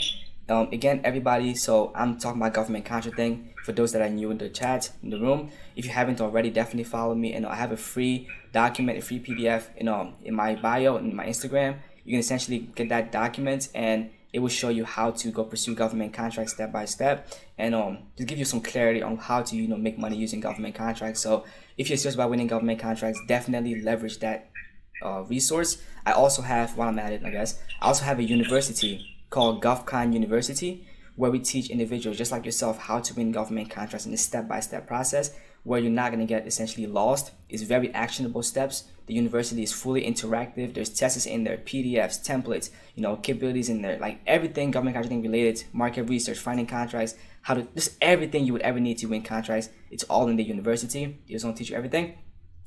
Rather than trying to figure out on your own, wasting a lot of time. You make the investment and you get the program. But nonetheless, the free PDF will teach you everything also. Definitely tap into that. And yeah, so back to government contracting, right? Nobody got a question, or should I keep going? I have a question. There you go. Hi, my name is Jocelyn. I'm in construction project management right now. So this is a two-part question. I also have a cleaning business. So my question is two parts. First, could I leverage my experience and my background in construction project management to work with the government? Providing construction services? I do. I manage the projects from start to finish. I give weekly reports back and forth. I do walkthroughs, biddings, bid leveling. I do all of that. Okay, so on the construction project. so you could be essentially a general contractor then, because you do it. Yes. You do all the back end stuff, right? Essentially. Yes. Yeah. So if you can do the back end, find the guys that can be on the front end doing the work in the front end, and build your little team. And then find an opportunity, leverage your past performance, leverage your experience, and bid a contract. If you were to win the contract, they'll say, hey, send me your references. If you've been doing construction already, you have references already. So I would just use those references and justify why you should get that contract. And I would even say, hey, I've done this before. I've done all the paperwork. I do estimating. Literally present yourself as an expert, right? That's the thing. Perception is key in the government market. It's all about how you present yourself. If you call an agency and you're asking, simple, basic questions, they're going to instantly think you're a rookie and they'll treat you as such. But if you present yourself from a higher level and, you come correct, knowing your information, asking tactical questions, they're going to speak to you as if you're already an expert, even though you might not be, but they would have a little different respect for you, make it easy for you to win contracts, right? So what I would do if I was you, I would find small construction projects, something under 250, and see if I can put a team together. Like there's small renovation projects here and there. There's small rehab jobs, small roofing projects, right? And it's all about building a team around you that can do those particular projects. Or even that, you can find subcontractors, right? So when you win a contract, the prime contractor has to at least do 51% of the project. So 51% of the project can be all the paperwork. You can literally write off all the administrative fees, the traveling, payroll, like all the back end stuff. That could lead up to 51% of the project, and the other 49 is simply the man hours to actually build the project, right? So being in your position, I would find opportunities to bid that I can leverage my experience to put together, because it's really all about being creative and solution oriented. Like the problem is the contract. How can you solve that contract and submit the bid the best way? So I would just shoot my shot. You'd be surprised how easy it is to win. I would shoot my shot, honestly. I would really shoot my shot. Not me kidding. With shooting my shot, would I have to do it? You said you have to have a a DUNS number. But as a regular, I do this all day. I don't have a DUNS number because I'm not registered. So you don't have a company? I don't have a company. I actually do it for work. Okay. I do this for work. How valuable are you to that company? Very valuable. Very valuable? Okay. You can flip the script on them, right? You can do this. So now you're a very valuable resource to that company. What you can do is you can create your own company, right? Joyce Lean's Construction. And you now go to the company and say, hey, look, I love working with you guys, but I hate being a W-2. Hire me as a subcontractor and I'll be 1099. So now you don't work for them anymore. You work for you, but you work for their company as a subcontractor, right? So now everything that you do through your company is getting the credit and Joyce Lean isn't getting the credit. The company is, your company. Then you can actually now partner with your same employer to go win contracts. And now you leverage their experience, right, and their capabilities. You're still doing your job, it's just for your company now, and you're a women-owned business. So you leverage their resources, they leverage your women-owned set-aside, you pursue contracts, and you still do your job, you guys both win. Like if you present it like that to them, they're gonna say, hell yeah, let's go. Because you're putting yourself in a better position to make them more money and to make you more money. But you're just not bailing out on them and saying, hey, I'm out. You're saying, hey, I need to pay my own bills. Let me create my own company and hire me as a 1099. Okay, that's very informative. Thank you for that. I appreciate that. My second question is for my own cleaning business. You gave me a lot of gems for that, so I'm going to set up my LLC not as my cleaning name, but as my own name. Enterprise. My enterprise, and then just have it as doing business as. So I didn't file it yet, so that's perfect. Okay, so when I'm filing the paperwork for this, I live in a hub zone, but I have a virtual, for the whole LLC process. In order to get business banking credit, you have to have an actual address. That's not your home address. So which one? And I know you're not a lawyer, and I know you don't give. I would do the home address first. I would make the company the home address, and just because that hub zone's gonna make you more money down the road, right? You can always get an office later on, because like the main company address is your home address, right, which is in the hub zone, and then your office can be at the address where they want to. You just tell them, hey, I have different locations. This headquarters is my house, and my office is in this address right here. So we're gonna use this address to get the business credit. Okay. All right. Thank you so much. Absolutely. And one of the things, Joseph, if you want to hook up with me as well, I help small business owners that are trying to start up, just the process of starting their own business, just the step to go through. Like I said, register with the state, get your EIN, making sure you get all that stuff. And then at the same time, I work with small businesses that acquiring business credit as well. So definitely follow me. We could definitely. Okay, I'm following you right now. Awesome. Thank you. Love it. I love it. See, I love this platform. Like, oh my goodness. Imagine the access people have in this. Like, I've talked to some heavy hitters in this thing. Like, it's like, whew. Yeah, it's amazing. It's amazing. Don't use this app. Use this app to either get your voice out there, right, and talk about what you're passionate about. Because all you have to do is literally create a room. People passionate about that particular topic are gonna come to you. You're gonna talk about it, and then you're gonna build your network, right, and meet other people that are like-minded and just overall grow. So let's definitely use this platform to be productive and to grow rather than to use it to be more toxic. Hey, Dave, I got a question. How do what's the process for the moderating thing? Because I don't. Do you have to be a moderator to be the creative room? Because I know in the past group they were like assigning moderators, but time ran out. So you know how to do the process for that? Well, yeah. So the moderator is just simply like the person that's moderating. Like right now, I can click your name and make you a moderator, right? So now you have the right to kick anybody out. You can even kick me out and take over my room. But don't do that. I mean, you could.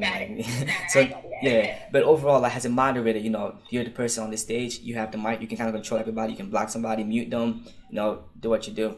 But yeah. Appreciate it. Absolutely. I'm gonna go ahead and undo that. Okay, I don't even. Never mind. Nah, don't unmoderate it. Leave it alone. No, I didn't even know how to do it anyway. So yeah, I don't know how to do it anyways. Yeah, I don't know how to do it anymore. But anyways, yeah. So anybody got a question? I know Dion came up. You got a question, Dion? Not really a question. It's just more of a caveat with Jocelyn. I work as well as I was a construction project manager, and then I moved to the procurement side of construction project management. So now I'm just a project manager, no longer in construction. But what she was saying about how to leverage her business, your expertise are more valuable than you think. I've done a number of reviews on requests for qualifications, as we call it, RFQs, in which they have to submit a qualification, but the qualification is basically a resume of their team. Mm-hmm. So someone in their team is like maybe a roofer. Well, I work on the horizontal construction side, so I work for the Department of Transportation. So someone on their team might be an engineer. Somebody might be on their team might be certified in environmental. They submit those resumes to us as the qualifications for their team. So however you market your skills, that does become part of your qualification when you do these proposals. So that's just one of those caveats. And like I said, it's I was on there today on the procurement website. I'm in Georgia specifically, and there are so many contracts out here they're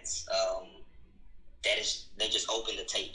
And I had a contract I was looking at, and I'm glad you said something earlier about this, about the wholesaler. I was looking for fulfilling the order for a correctional facility, and they were looking for about 2,400 cases of instant coffee, and I was like, what? Where am I gonna get this from?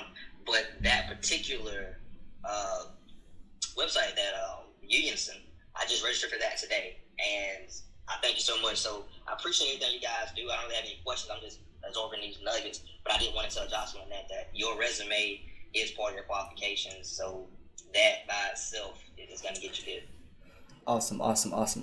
Yeah, so basically just emphasize what he just said. So essentially, if you find a contract, right, they're going to ask you for your experience. Experience counts as what you've done in your past, your work history, well, even what books you've read can be experience. Like, as long as you can justify why you should get that contract, if you can literally justify why you should get that contract, submit a bid. Just submit your bid, because you never know. Let's say you submit your bid, right, and it comes to find out you're the only person that submitted that bid. Look at that, you won. But you will never know unless you submit the bid. So submit the bid. If they want more clarity to really explain your past your experience, then just get on there and explain to them. They might say it's not enough. You say, no, that's fine. One of my contractors has the experience we need. Let me just get him on the phone with you, right? Remember, with my first contract, I went and got somebody else's experience and made it my experience. Because if I hire you and you work for me, now your experience is my experience, right? So you can always build a team around the experience that you need. All you need to know how to do is win the contract. Now, if you know how to win the contract, build a team around that and deliver. Now, I would just say, don't bid a contract you cannot do. Because if your team falls through, you're still held accountable for that particular opportunity. So if you're pursuing contracts, make sure you can do the job, worst case scenario, or you have the resources to pay someone else to do that particular opportunity. But as long as you can justify why you should get that contract, shoot your shot. Like, literally, shoot your shot. You miss all the shots you don't take. And in the government market, a lot of money is on the table. Was that Xavier? Hey, what's up, Des? Hey, I'm coming in, calling in from San Antonio, Texas. Had a question. Don't mean to interrupt, but I'm not sure if you guys have went over it, but 8A contracts. 8A contracts? Yeah, absolutely. Are you 8A certified? I'm working on it right now. Wait. And actually, yep. Okay, you're working on it right now. Do you have any? How long have you been in the government market for, and do you have any experience winning contracts already? So previously I was an IT project manager working for the U.S. Air Force. Did about, I would say, 10 years of that, and got out and worked for a subcontractor, Salient Federal, for quite a while. And so I'm bridging that gap, but I also had a company since 2012 that I'm gonna leverage to basically work on the 8A that I'm trying to get the 8A for. Okay. And being mentored by someone who has a 8A right now. Okay, good. Okay, just making sure that's good. Okay, so because this thing about 8A, right? So the 8A is a 9-year business development program where the government gives you access to different resources, capital, overall opportunity to grow your business, and you can win contracts up to you can get funding up to $6.5 million. It was 4.5, but I believe they increased it to 6.5, right? So it's a great certification to get if you have the proper resources in place, you have the relationships, right? That's why I said, wait, do you have a company already? Like, where are you in your process? He's been in IT, he's been a project manager for 10 years, been an Air Force subcontractor, and his company has been well established for almost 8 years now, right? That is good because he's not coming in brand new trying to win a contract. He already has experience in the marketplace. So it makes it easier for him to actually leverage that 8A, right? So you don't want to get an 8A if you don't have your ducks in a row, because if you get that 8A, you have 9 years to use that 8A. 9 years. And if you waste your first 3 years getting your ducks in a row, you just wasted so much money, right? Because after that 9 years, you're going to wish you didn't waste those 3 years, right? So before you ever get your 8A, make sure you have a lot of relationships in place, you have experience, past performance, and you're overall in a better position so that the government makes it easy for you to win the contract. And I would say this, the best time to get an 8A certification is when the government asks you to get an 8A. They will literally say, you know what, Desmond, it would be so much easier if you had an 8A. Then you go get your 8A, because now, they want you to have it at that point because you build a relationship with them, right? They want to give you work, but you not having the 8A makes it harder. So you get it when you are fully established and operating, right? So since you are, I guess, almost there, right? Then I would get it. Yeah, I would get it. Yeah, I would get it too. If I was you, I would too, right? So I would get the 8A. What's your question? I lost track. My bad. I didn't know if you guys had discussed it in this room, and I just want to kind of highlight the significance of getting it on time, like you're speaking of, and then also if you could speak to, once the 8A is about to run out, the significance of having those relationships in place, so that you can kind of bandwagon on those relationships. Absolutely. That can't get the 8A. So. Okay, perfect. But great question, man. Great question. Okay, so once you get your 8A, right, and you've built a relationship, now you're winning contracts and growing. While it's running out, you want to start building other relationships with especially subcontractors to build them up. Because what usually happens is, right, as an 8A prime contractor, they're winning all these opportunities. Then once they run out, they kind of switch roles to where the subcontractors now get their own 8A, and then they keep winning opportunities, and then the big company just becomes the sub. So right now, if you get your 8A, right, you can actually find companies whose 8As recently expired and say, hey, I see you just lost your 8A. I just got mine. Let's work together. Because they already have relationships now. They have capabilities. They have resources, right? So you kind of piggyback off them. They leverage your 8A. You leverage them to grow and scale. So in the government, it's all about leveraging each other. It's like yin and yang. You want to add value and give value, right? So if you have an 8A, find a company that doesn't have one and work with them to pursue contracts, or you find someone that's expiring who has an expired 8A but has resources and still wants to do 8A contracts, then you work together. But I would definitely build a lot of relationships, before the 8A and after the 8A, so that I can keep leveraging it to get access to these opportunities, because, at the end of the day, you want to keep growing. And the best way to keep growing in the government market is to partner with smaller companies, either by mentoring them to mentor proteges, where you're leveraging, their small size to pursue contracts, and they're leveraging you to pursue more. So it's really about just relationships. And, if it's, I know I've said it like 5-10 times already, is you provide something and they provide something, you guys come together and work it out. So I would, definitely get that 8A, and if you get it too early, find a company that has an expired 8A or is expiring, and see if you can become a subcontractor of them, so that once theirs expires, they can now leverage you, and then, you leverage their capabilities to pursue larger contracts. Hope that answered your question. That's perfect. Thank you. Awesome. Alexis, you got a question?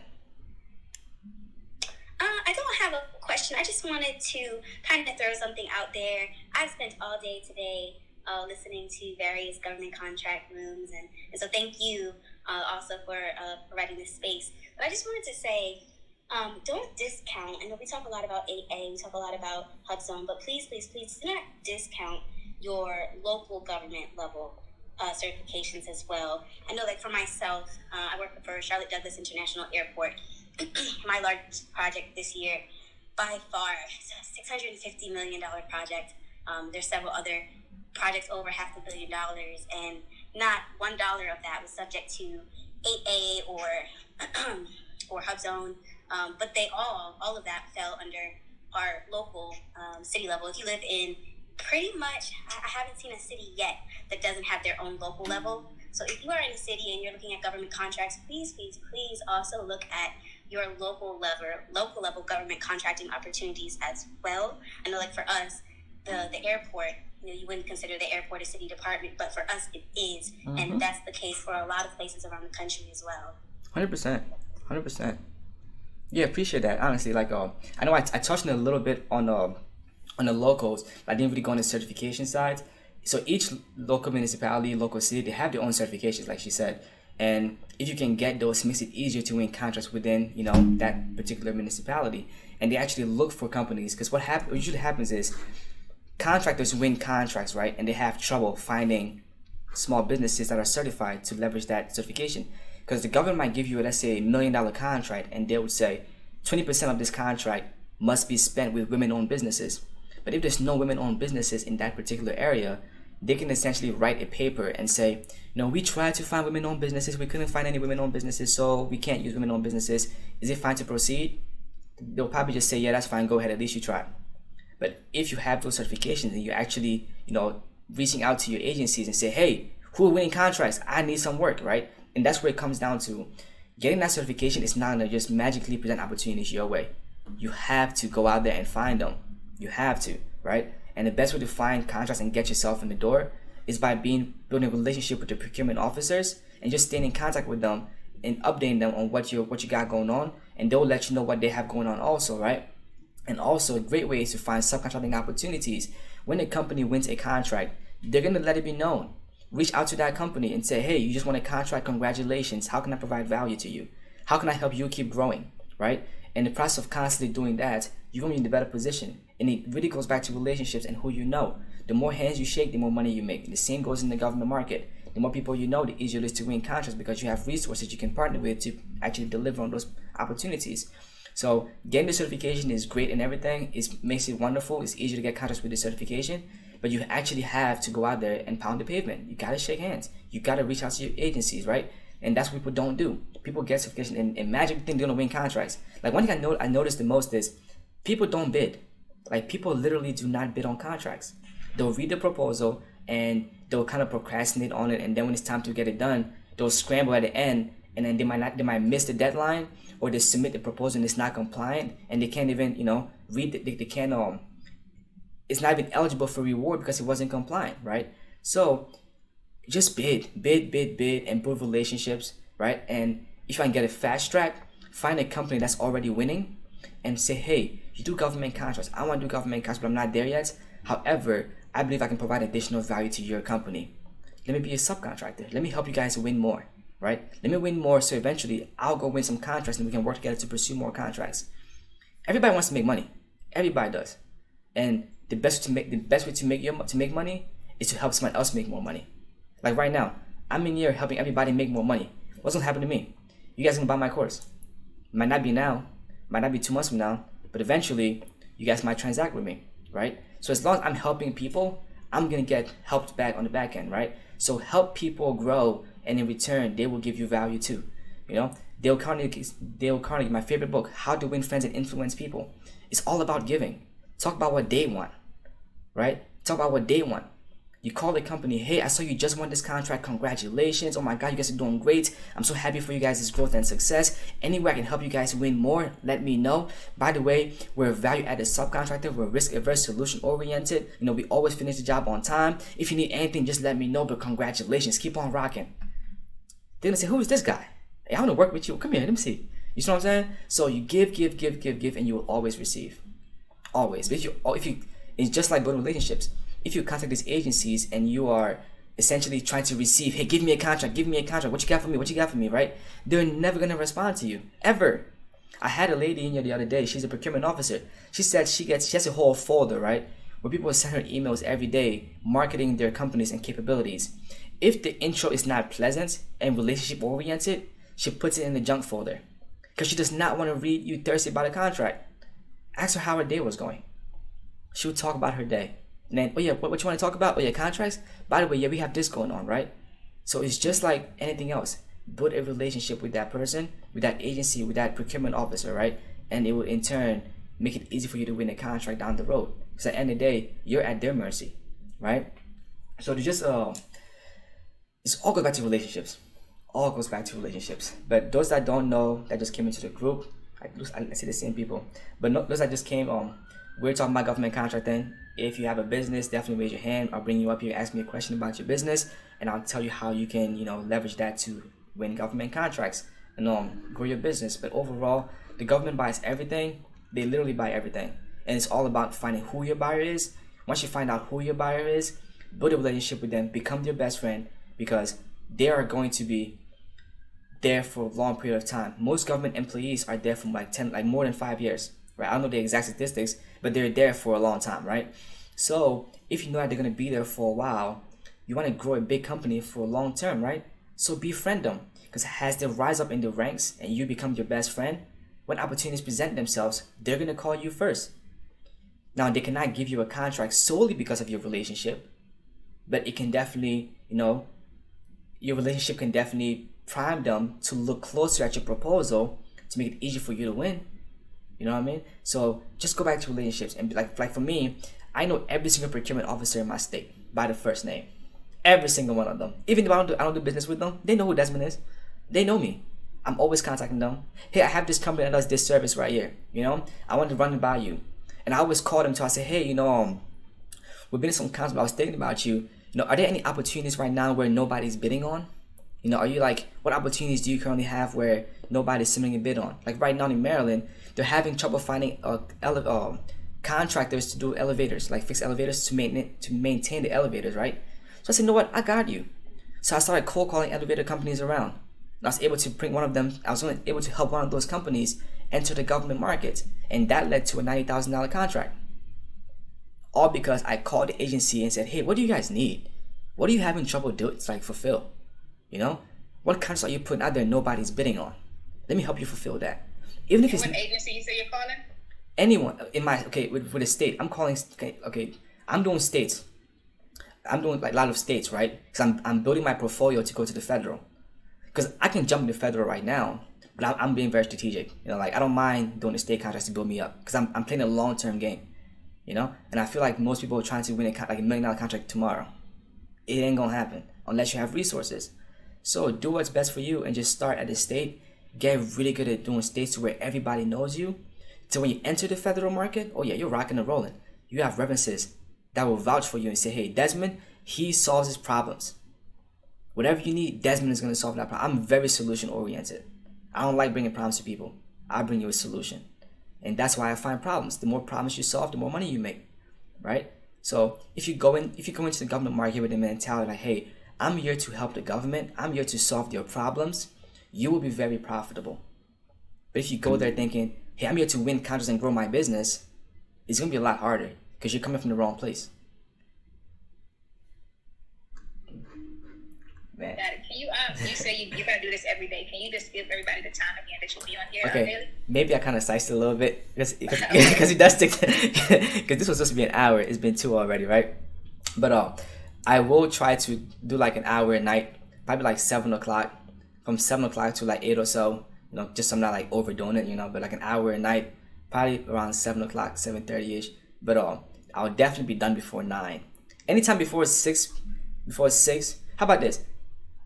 If you follow me, right, I'm gonna like make it an actual event, so it's not random, So definitely just follow me, and then you're clicking on your the little button, the little calendar on the top of the thing. You say upcoming events, you'll be able to see, my name if you follow me, right? That's why it's important to follow me, because then you just know when I open the room up. But I want to do this at least like once a day, maybe every 2 days or so. I'm still trying to find my momentum, find out the best way to do it, I guess. I'm still new, still got a little code on my thing, right? I'm sure to give value, to be honest. So I'm gonna try to make time for it every night. I don't know exactly what time yet, but it's gonna be definitely between 6 p.m. and 9 p.m. And I know tomorrow I have one scheduled for 6:45. So 7 o'clock tomorrow, I'll be here. But I think everybody, right? I think it would be valuable if you get that get the free PDF that I have in my email, in my bio, and then it'll kind of give you some kind of like guidance a little bit. Then you can now come on and ask me now strategic questions that I'm actually like providing like tacticals, because I can talk about the basics all day. But I want you to like say, hey Desmond, I have a construction company in Delaware, right? How do I get contracts right now with no experience?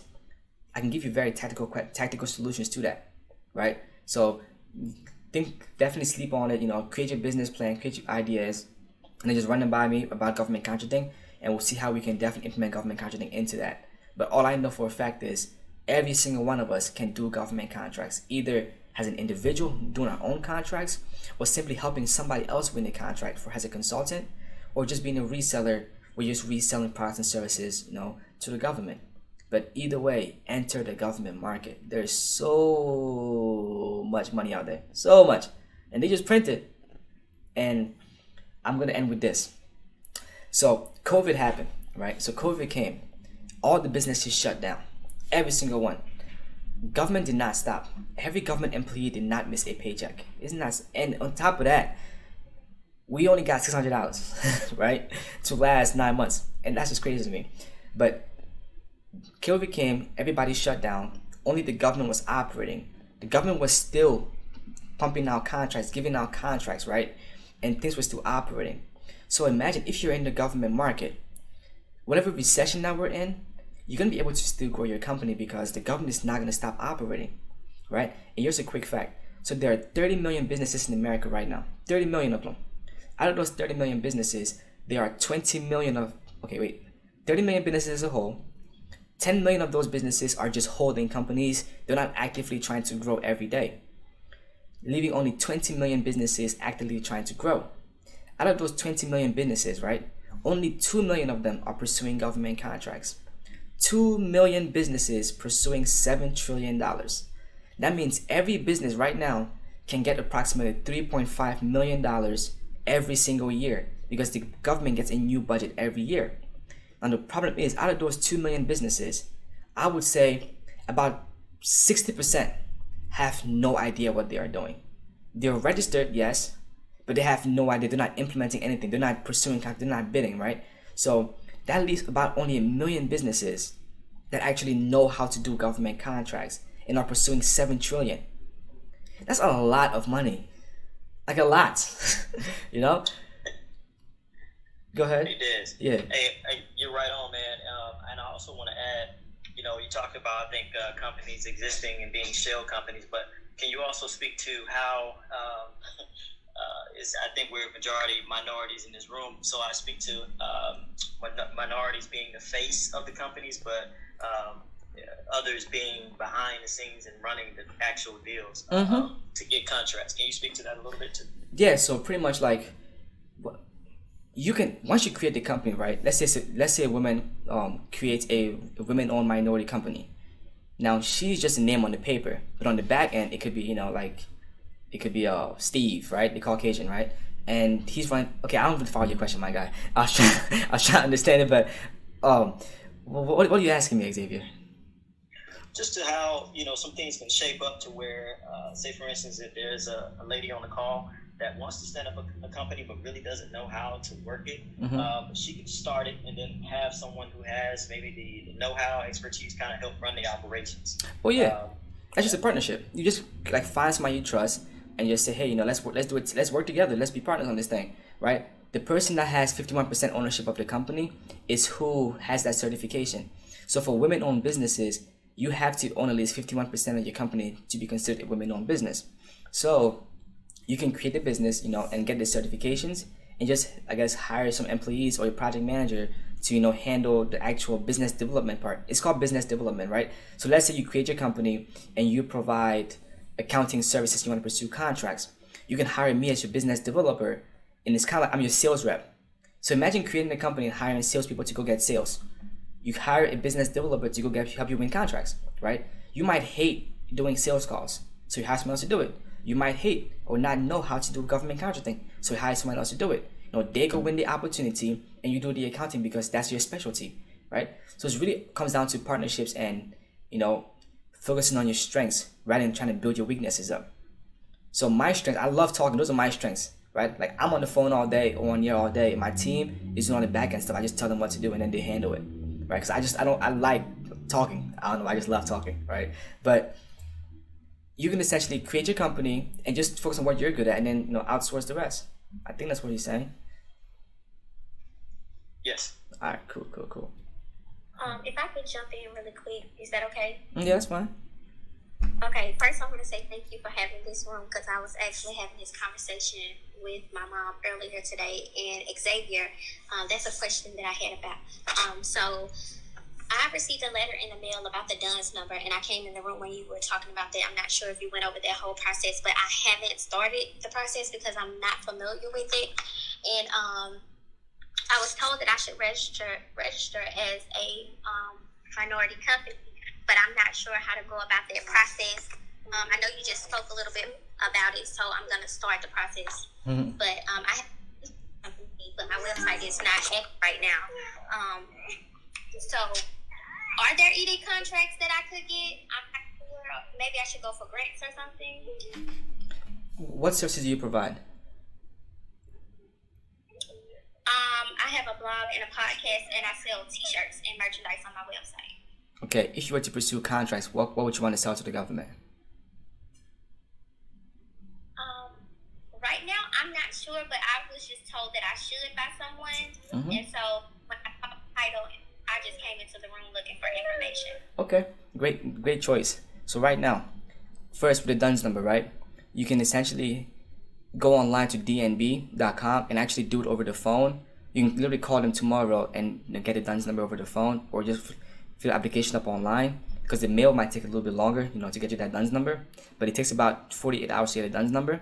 Once you get that, I would go to sam.gov and register to bid on federal contracts. Once you're fully registered, you can bid on any contracts across the country. So now the question is, what kind of contracts do you want to pursue? It's a very hard question if you don't know what avenue you want to go to. That's why it's always great just to go start browsing on these websites where you can find contracts.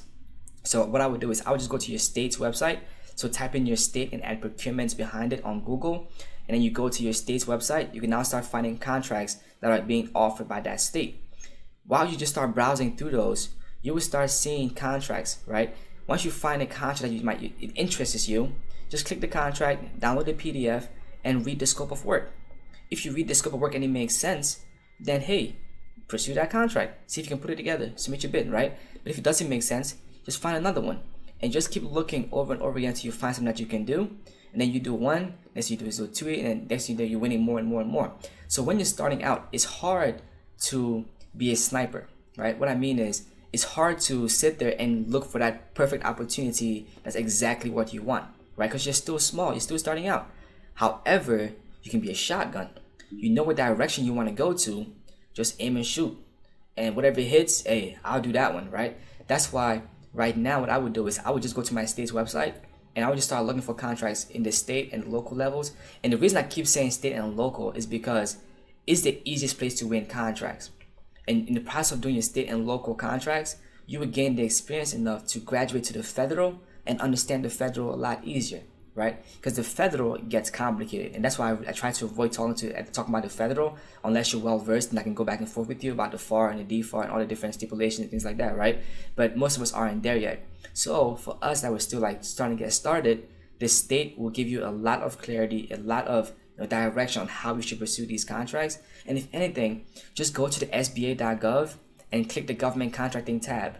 They will explain government contracting on there as well, right? So it just really comes down to just start looking for contracts. The contract will, actually let me do it this way. Okay, there's 3 ways people fail in the government market. They're going on the wrong path.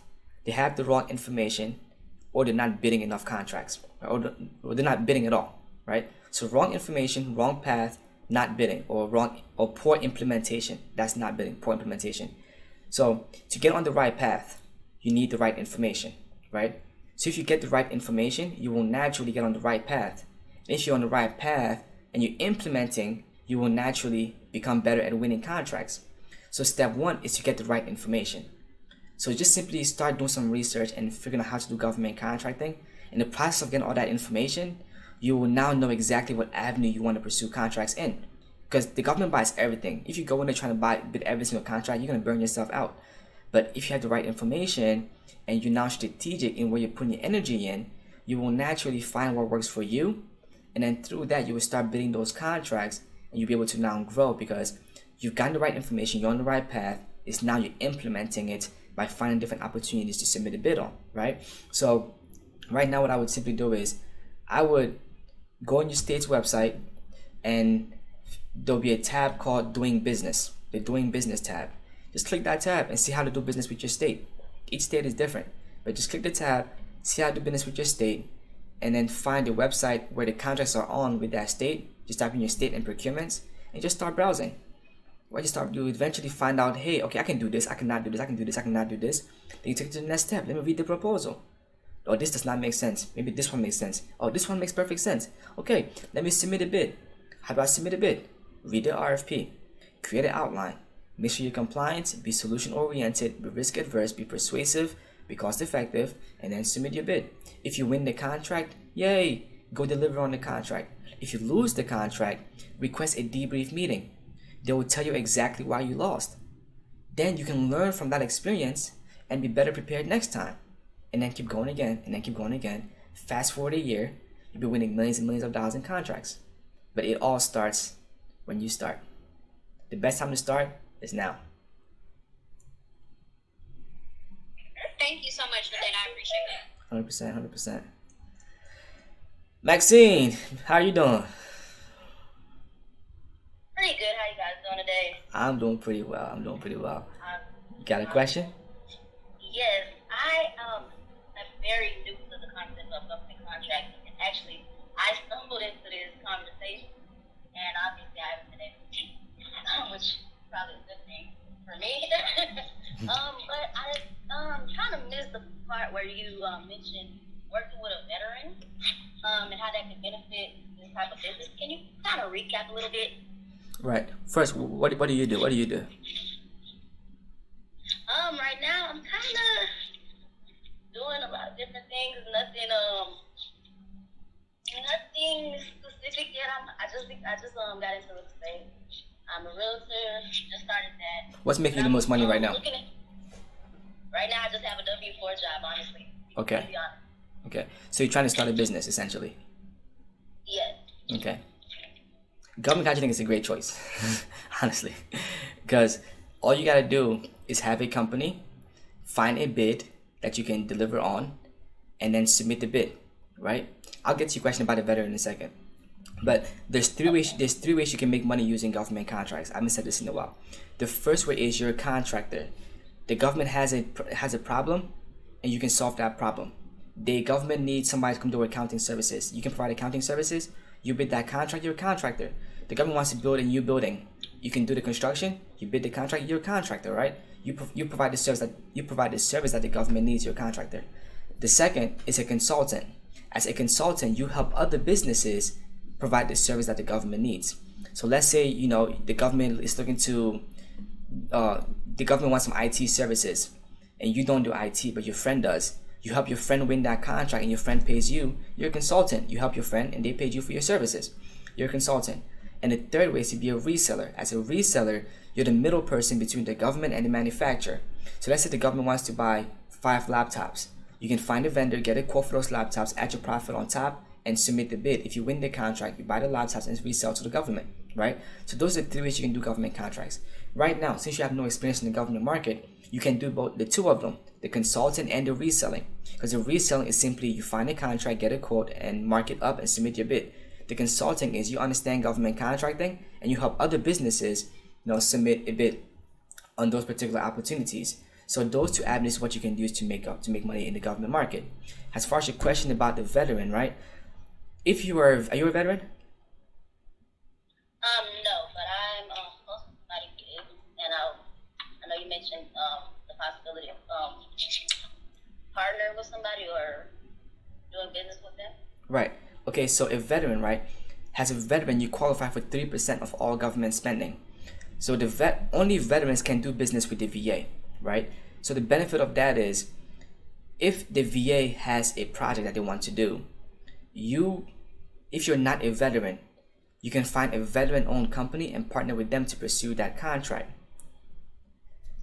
I really have no idea what your question is about the veteran thing. Like, all I know is that veterans. No, yes. Go ahead.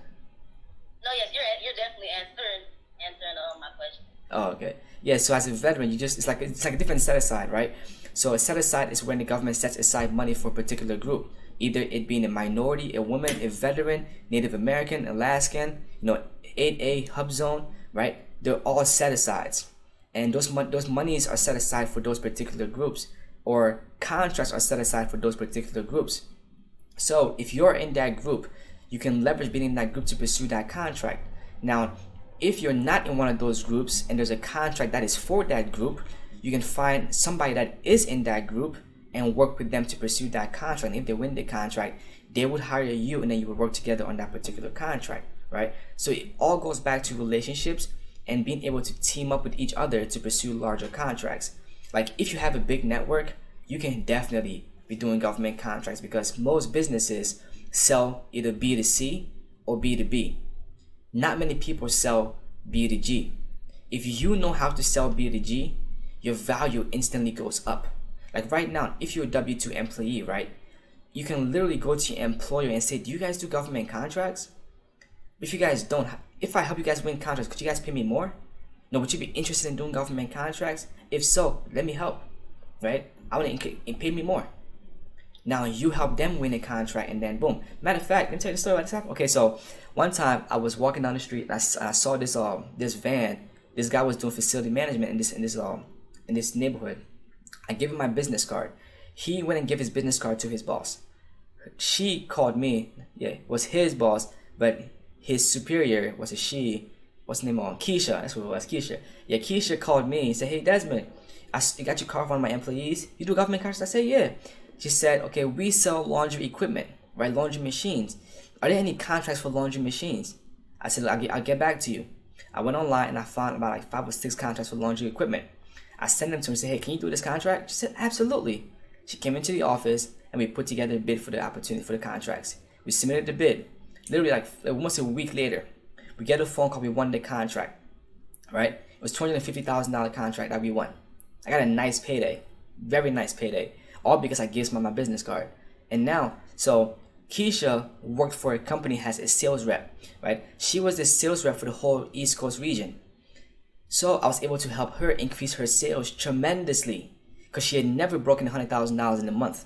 I just made her $250 in like a week, right? All because I showed her how to win contracts. Well, I didn't show her, I just did it for her, right? So if you can understand how to do government contracts, you are very valuable. Like all you literally have to do is be able to find contracts, log online and find a contract. And if you can pursue it yourself.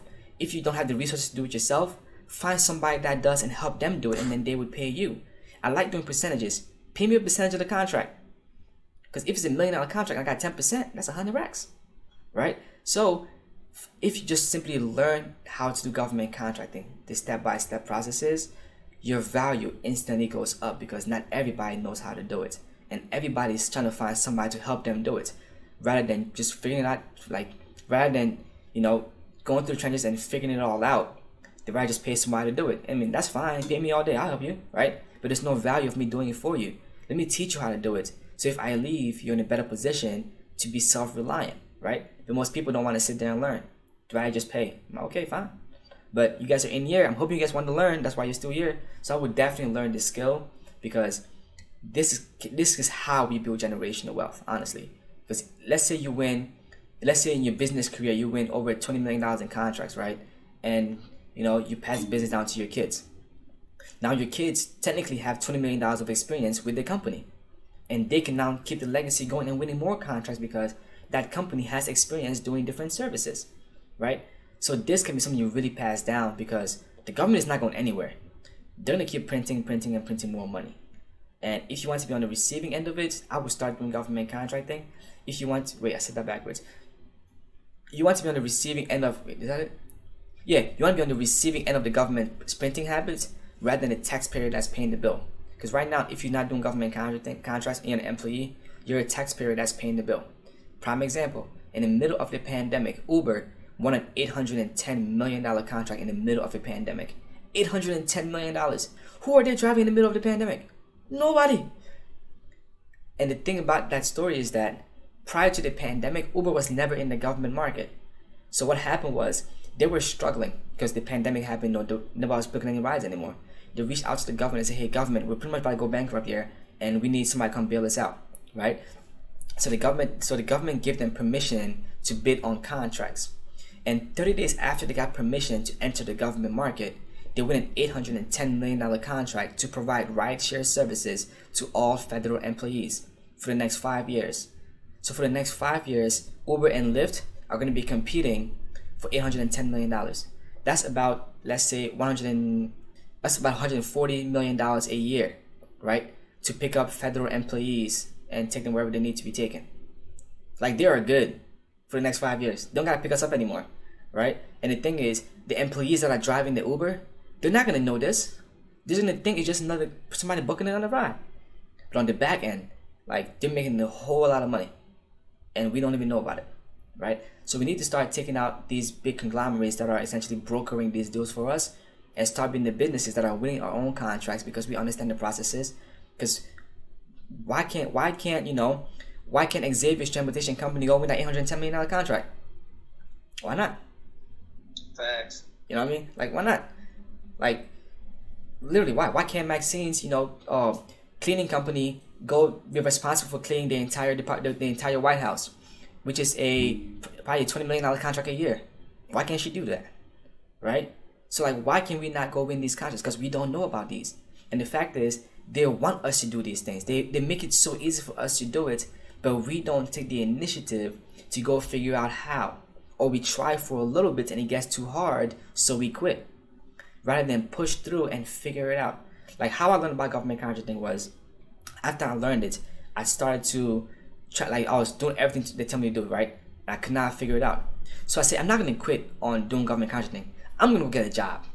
I went and found a consulting company that was able to win over $20 billion in contracts. Being a consultant, helping other people win. $20 billion in contracts. I was a sponge.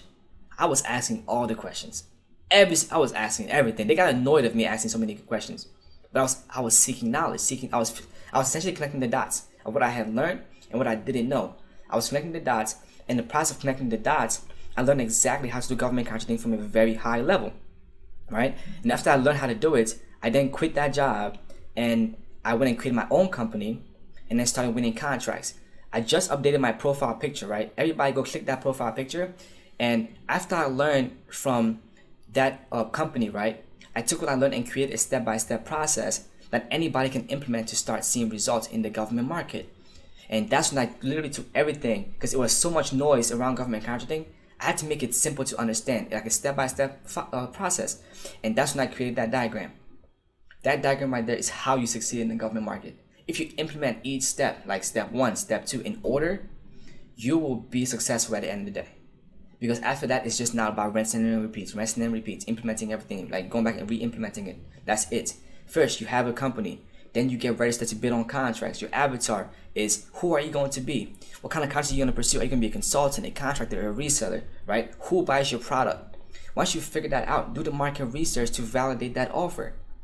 After you do the market research and validate it, in the process of doing market research, you're going to find out who you need to talk to, what procurement officers you need to talk to.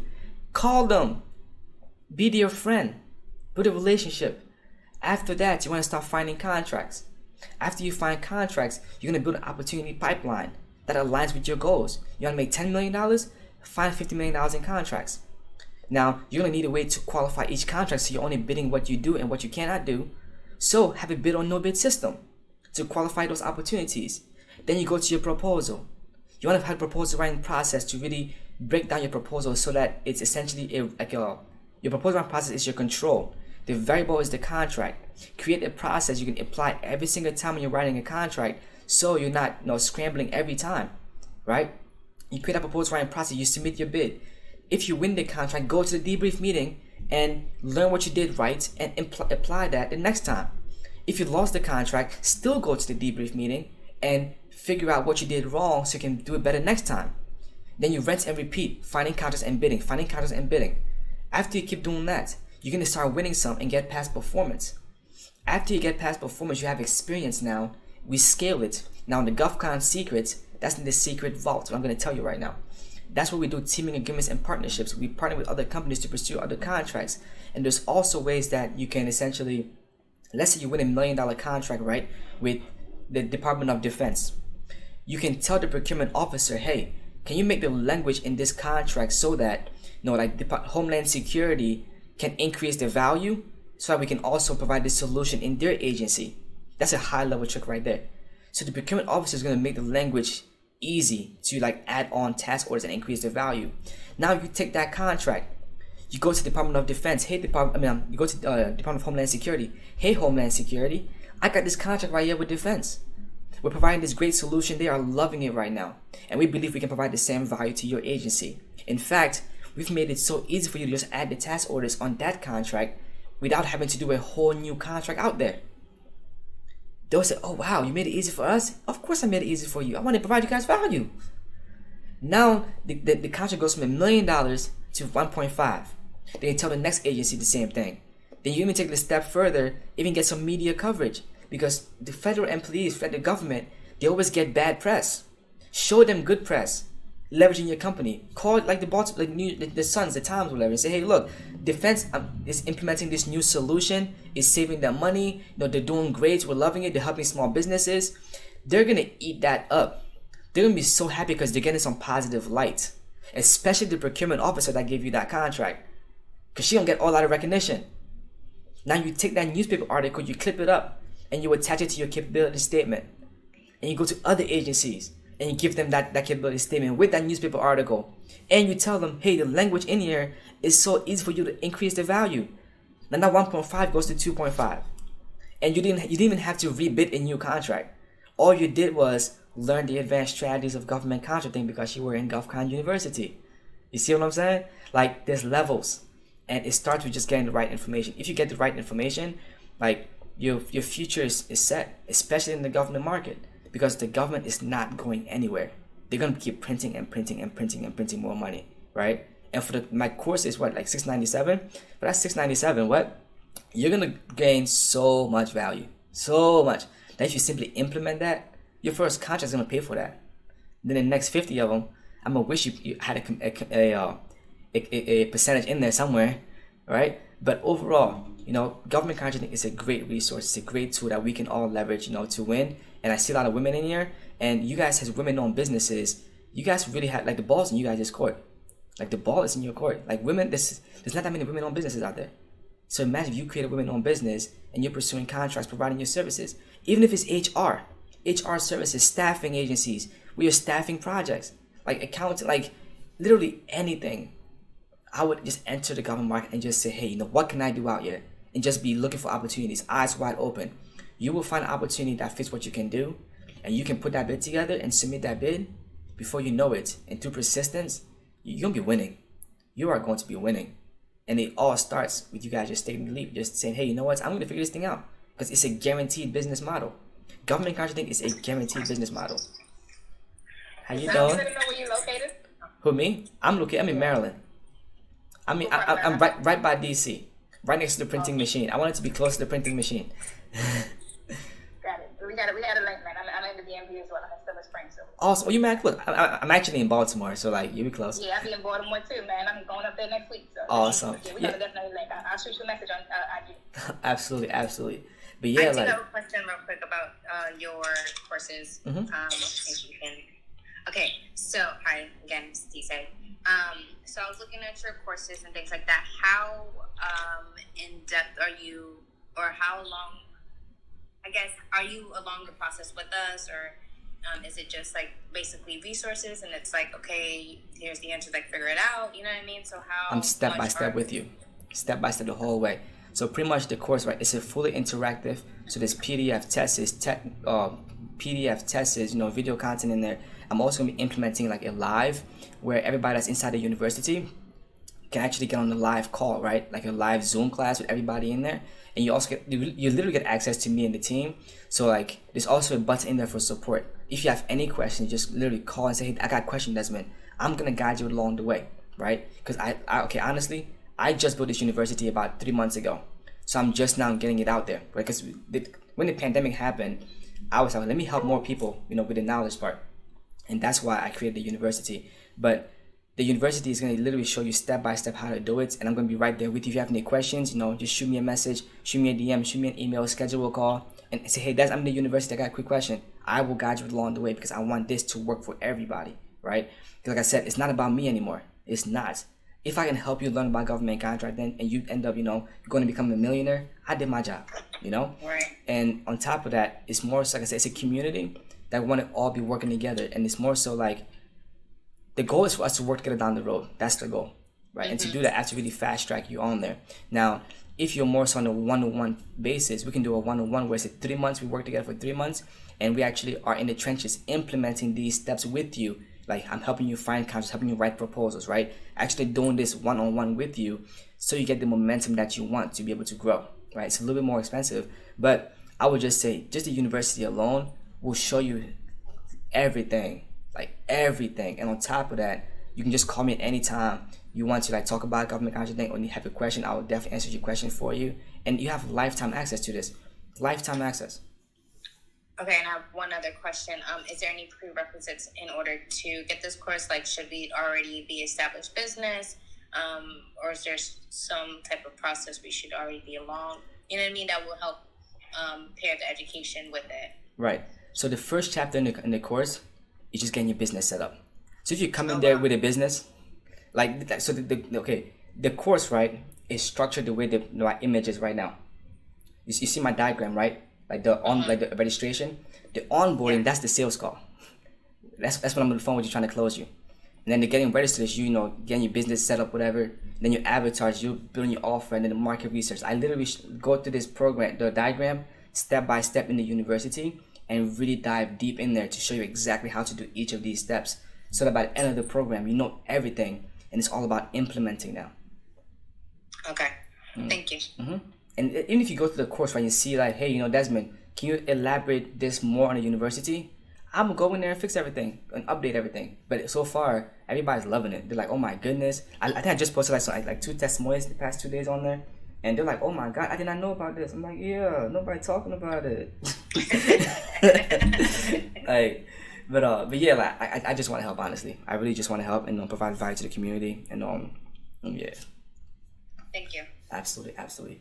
But alright, guys, let me go ahead. Hey, make sure y'all follow me if you haven't already. I'm sure you guys have. I've been getting my phone's been popping off lately. But I need to go prepare for tomorrow. Got a long day tomorrow. But I'll be back tomorrow. If you have any questions, shoot me a DM. Again, I have that resource on the free PDF in my link in my bio. Definitely type that link and get that PDF. It's going to like highlight everything we just talked about. But overall, the government buys everything. They're the biggest buyer, the biggest spender. They literally just print the money, and you are just one contract away. And that's the truth. You're one contract away. All right, man, Des, I appreciate you, man. You definitely came in here and dropped so much knowledge and so much gems to everybody, so much value. So, again, I've already followed you on all the social medias. I'm already in your DM. Right? So, awesome. My name is Kadeem on GMGW Solutions. I saw those popping up. We're gonna link. 100%. That's awesome. That's awesome. Guys, it was really a pleasure. I see I'm almost losing my voice, but make sure y'all definitely hit that follow in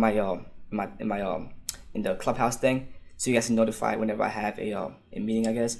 But again, thank you guys for your time. You have a good evening. God bless.